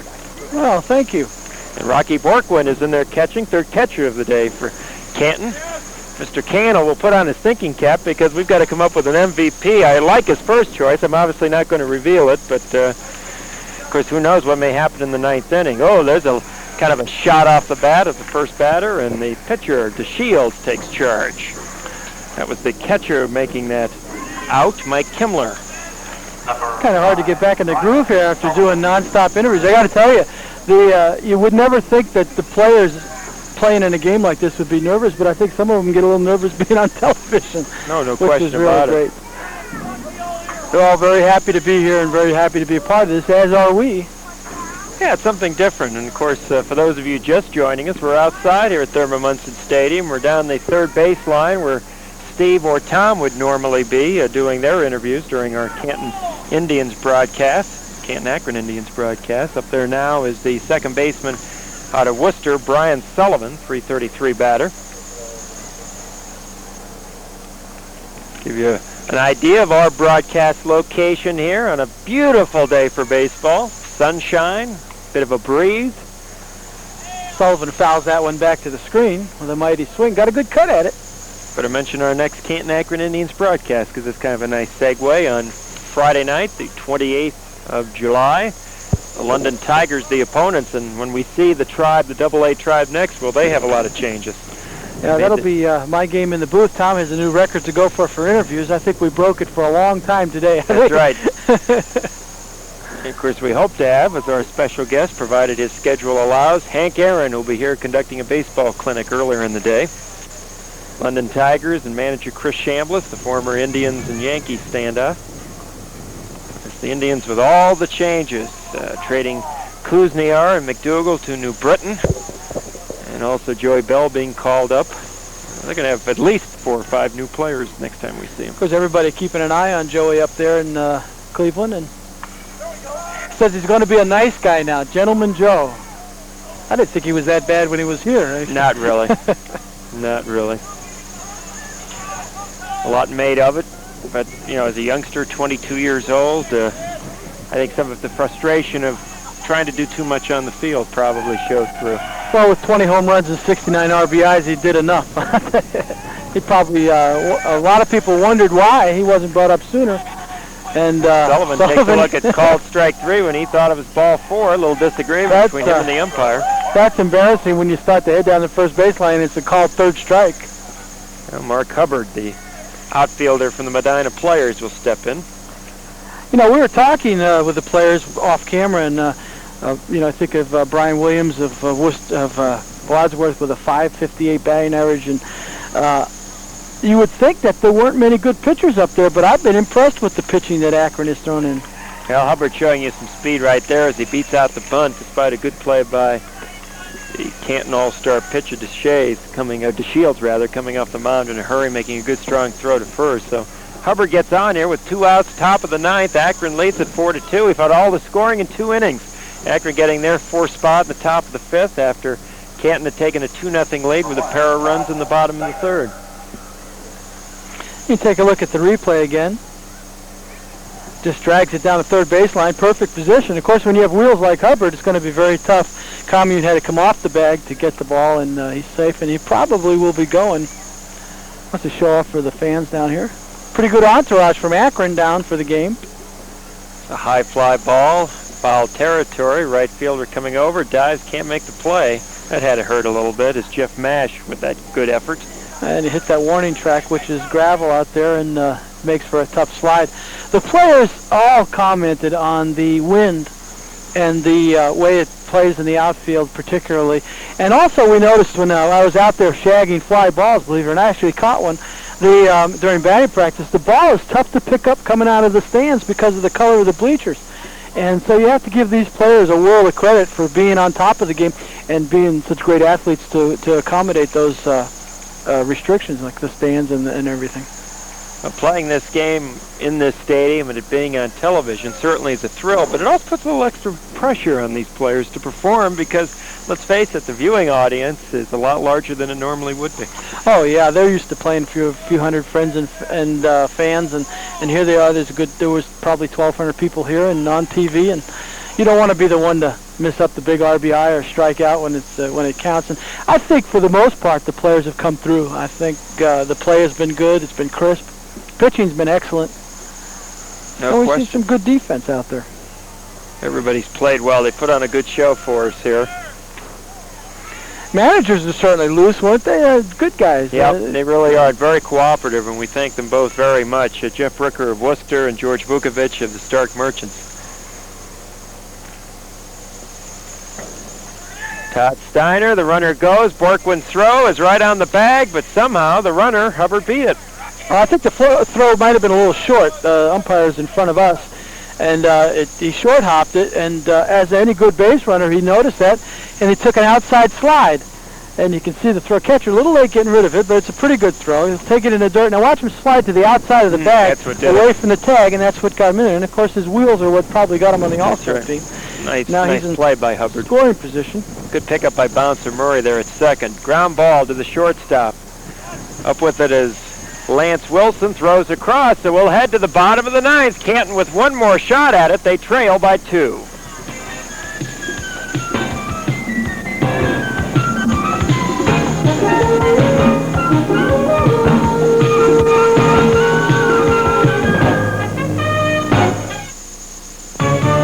can you get a fully reconditioned used car. Low bank financing. An extended service plan available on most used cars. And immediate delivery. Come to George Wacom Ford, the home of Little Detroit in Massillon.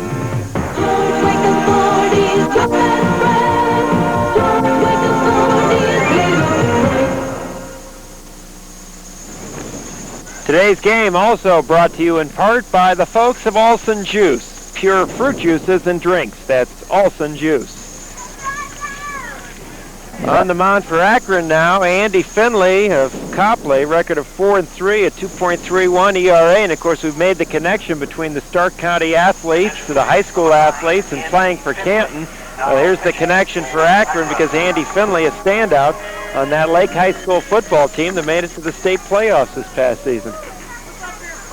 And Andy will be trying to pick up a save here for Akron. Bouncer Murray, the second baseman. Scott Commune, the first baseman, and Lance Wilson, the shortstop. We'll try to bring Canton back into this one. Canton All-Stars led at 2-0 with a 2-spot in the bottom of the third, but Akron countered with 4 runs in the top of the fifth. Akron has 10 hits on the game, Canton with 5. 2 errors for Akron, 1 error for the Canton Ball Club. Almost called them the Indians. That's what it says on the scoreboard. That one outside to Bouncer. We grounded out to the first baseman in his only plate appearance. Let me hand this down to you. Getting set up for the quick post-game ceremony where the most valuable player will be named. We're approaching the 4 o'clock hour here at Thurmond Munson Stadium. Wind now blowing directly out to right field. So Andy Finley out of the Lake School system against Bouncer Murray out of the Sandy Valley School system. Bouncer bounces one. Third baseman Lupo, nice pickup, fires across to first, and there's one down here in the 9th inning. Mr. TC doing some choreography down on the field. He's done it all today. Scott Commune. Hitting 400 and getting an opportunity now to swing in the dish. Alson Juice, one of the sponsors of today's ball game. His manager, John Gray, down at first. He's been manning that spot all day. Has some traffic. Don Thorley's been over at third at Abbott. They've done their job of getting them on. Well, now we've got Lake High School against Glen Oak. Down to our last 2 outs here. Yeah, we thought that, as always, you think one thing and the other happens. We thought this would be a hitter's ball game, a lot of runs scored, and it's really been the pitchers that have dominated, although we have had 15 base hits between the two teams. Commune swings and misses, and the count goes to 1-2. 1 man out here, bottom of the 9th, Akron 4, Canton 2. And a good time had by all today. And as you look back on it, if Canton does not pull it out, it'll have been a case of missed opportunities in the 5th, 6th, 7th, and 8th innings.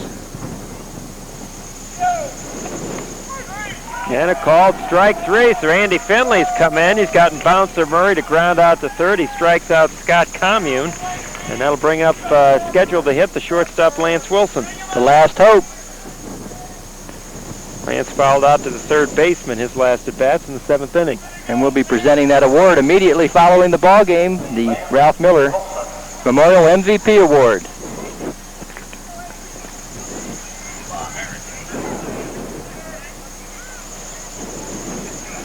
Invite you to stay tuned to TV 67 immediately following today's game. Get updated on all the national happenings and news, weather, and sports with headline news here on TV 67.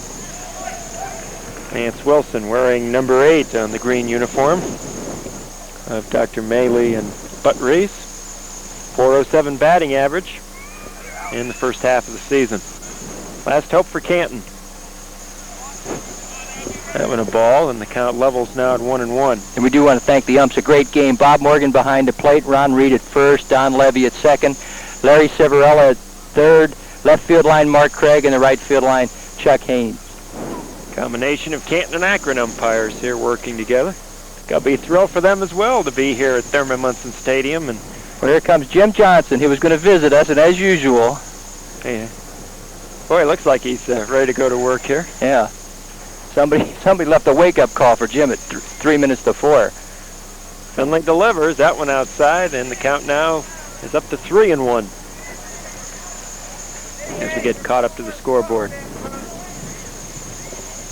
We'll take our final break at the end of this half inning, if this is indeed to be it, and then we'll be back quickly with the MVP. But this one's not over yet because Wilson draws the walk. And this will give Jeff Mash a chance to swing the bat. Of course, he comes up representing the tying run. Mash, the right fielder from Abbott Electric. 357 batting average, 2 homers, 7 RBIs. And Mash hit one last time up that would have been long gone out of here on any other day. But the wind kept it in the ballpark, and now he's got an opportunity to keep this one alive. Lefty against lefty. Throw to first. One thing the runner at first does not want to do is end the game there. Yeah, that would not be the right way to end this one. At least you're up there whacking away at the end here. Delivery from Finley, and that one low and outside. Lefty against lefty here, so the real challenge for the batter, Mash. Finley trying to pick up the save. Quick snap throw to first, and Wilson back on the bag. Of course, the picture today brought to you again by Image Video. Jeff Pullen directing. Lee Carpenter is our producer. Shot, fair ball inside the line, and this game's not over yet. Good fielding by the left fielder in first and third now. And Sedmock with a chance to do some damage. So Mash hit the ball hard twice today. That's right. Sedmock popped out to the catcher back in the 7th inning. And manager Bricker going on out to the hill. Take a look at this. Not at all giving way to left-hander. He set up open and just drilled it over the bag. And good, quick fielding in right field kept Mash from advancing into scoring position as the tying run. So Canton not going quietly, making their last out a quality out. And Sedmock, the winning run now is at the plate. So the youngster from St. Thomas Aquinas with a chance to do some damage here.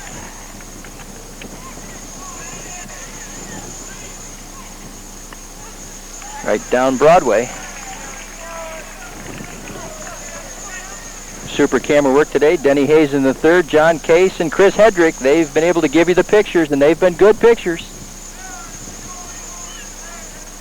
Gonna get a pinch runner at first. It's going to be bullpen catcher Bob Sherlock.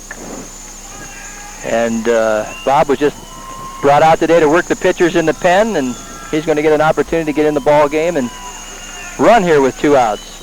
That's a nice gesture by George Vukovic. An award for a job well done. No balls and a strike.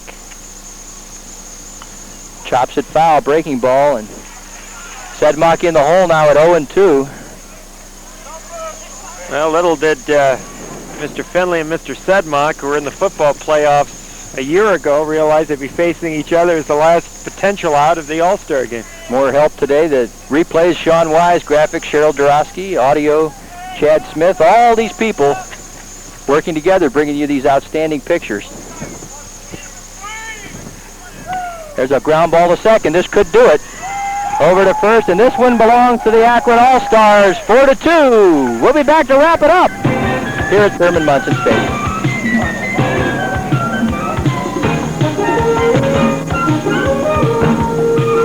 Hi, I'm Brian Brennan. You know, the Browns have a reputation of being a good football team, a dominant force in the NFL.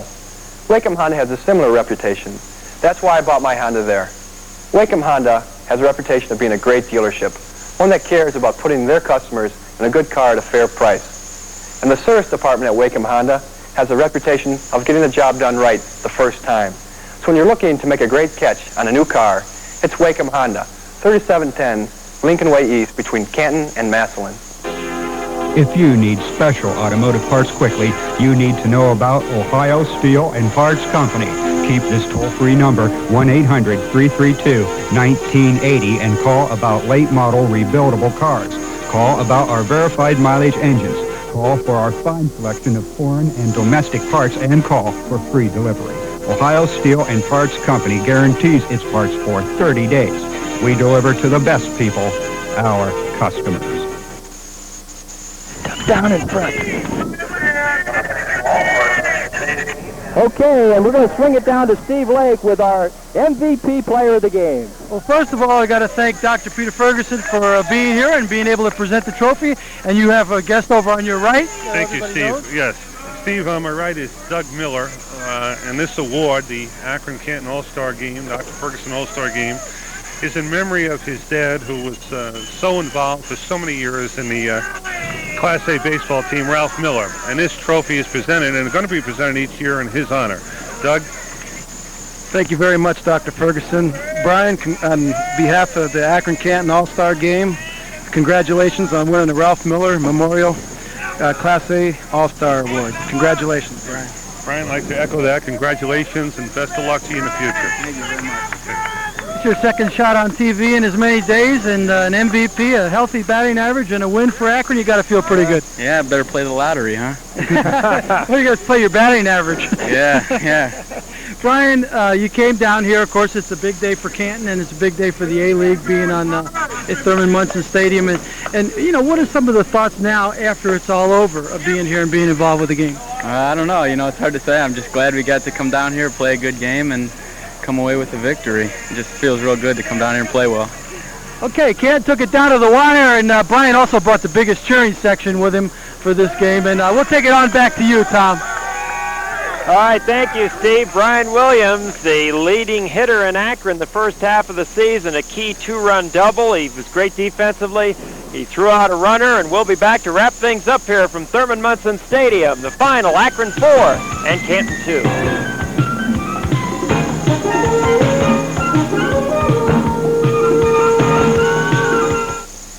Through hard work and dedication, the Home Beverage Company is celebrating their golden anniversary. Reminisce with us as we show you the Home Beverage Company then and now.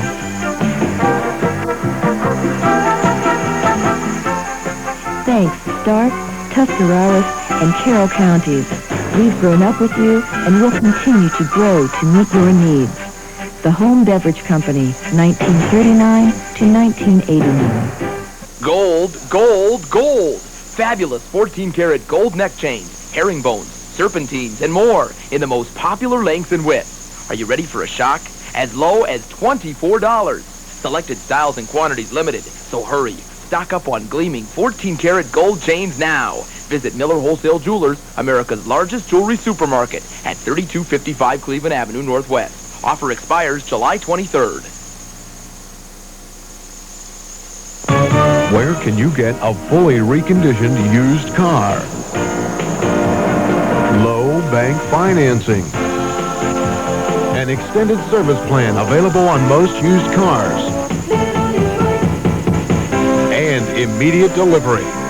Come to George Wacom Ford, the home of Little Detroit in Massillon.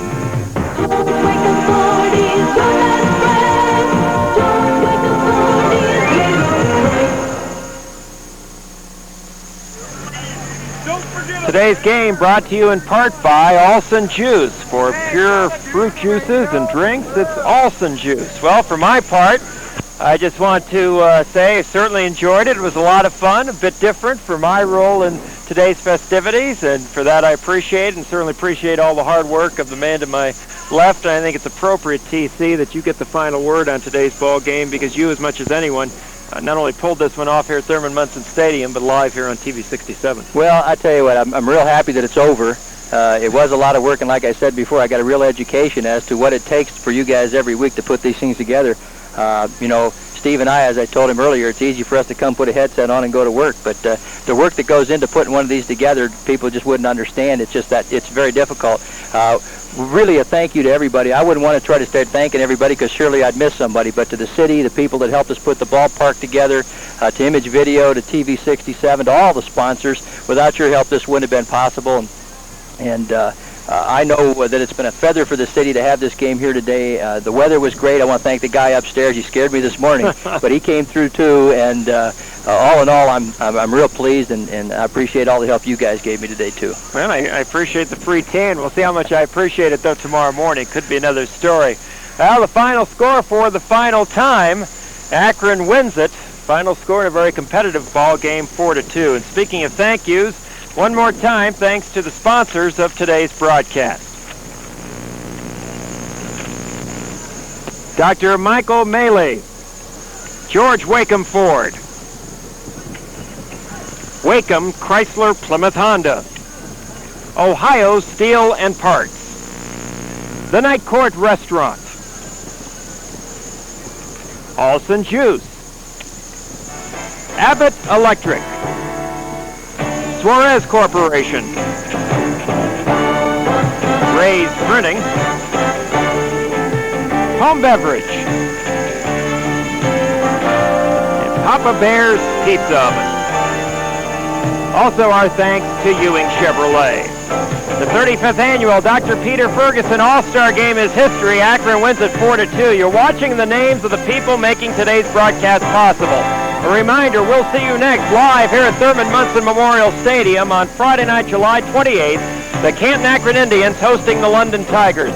Until then, for my broadcast partners Steve Lake and Tom Candle, our statistician Lee Carpenter, and our statistician Vic Steffen, our executive producer Lee Carpenter, you all know who you are. This is Scott Davis saying, have a good night, everybody.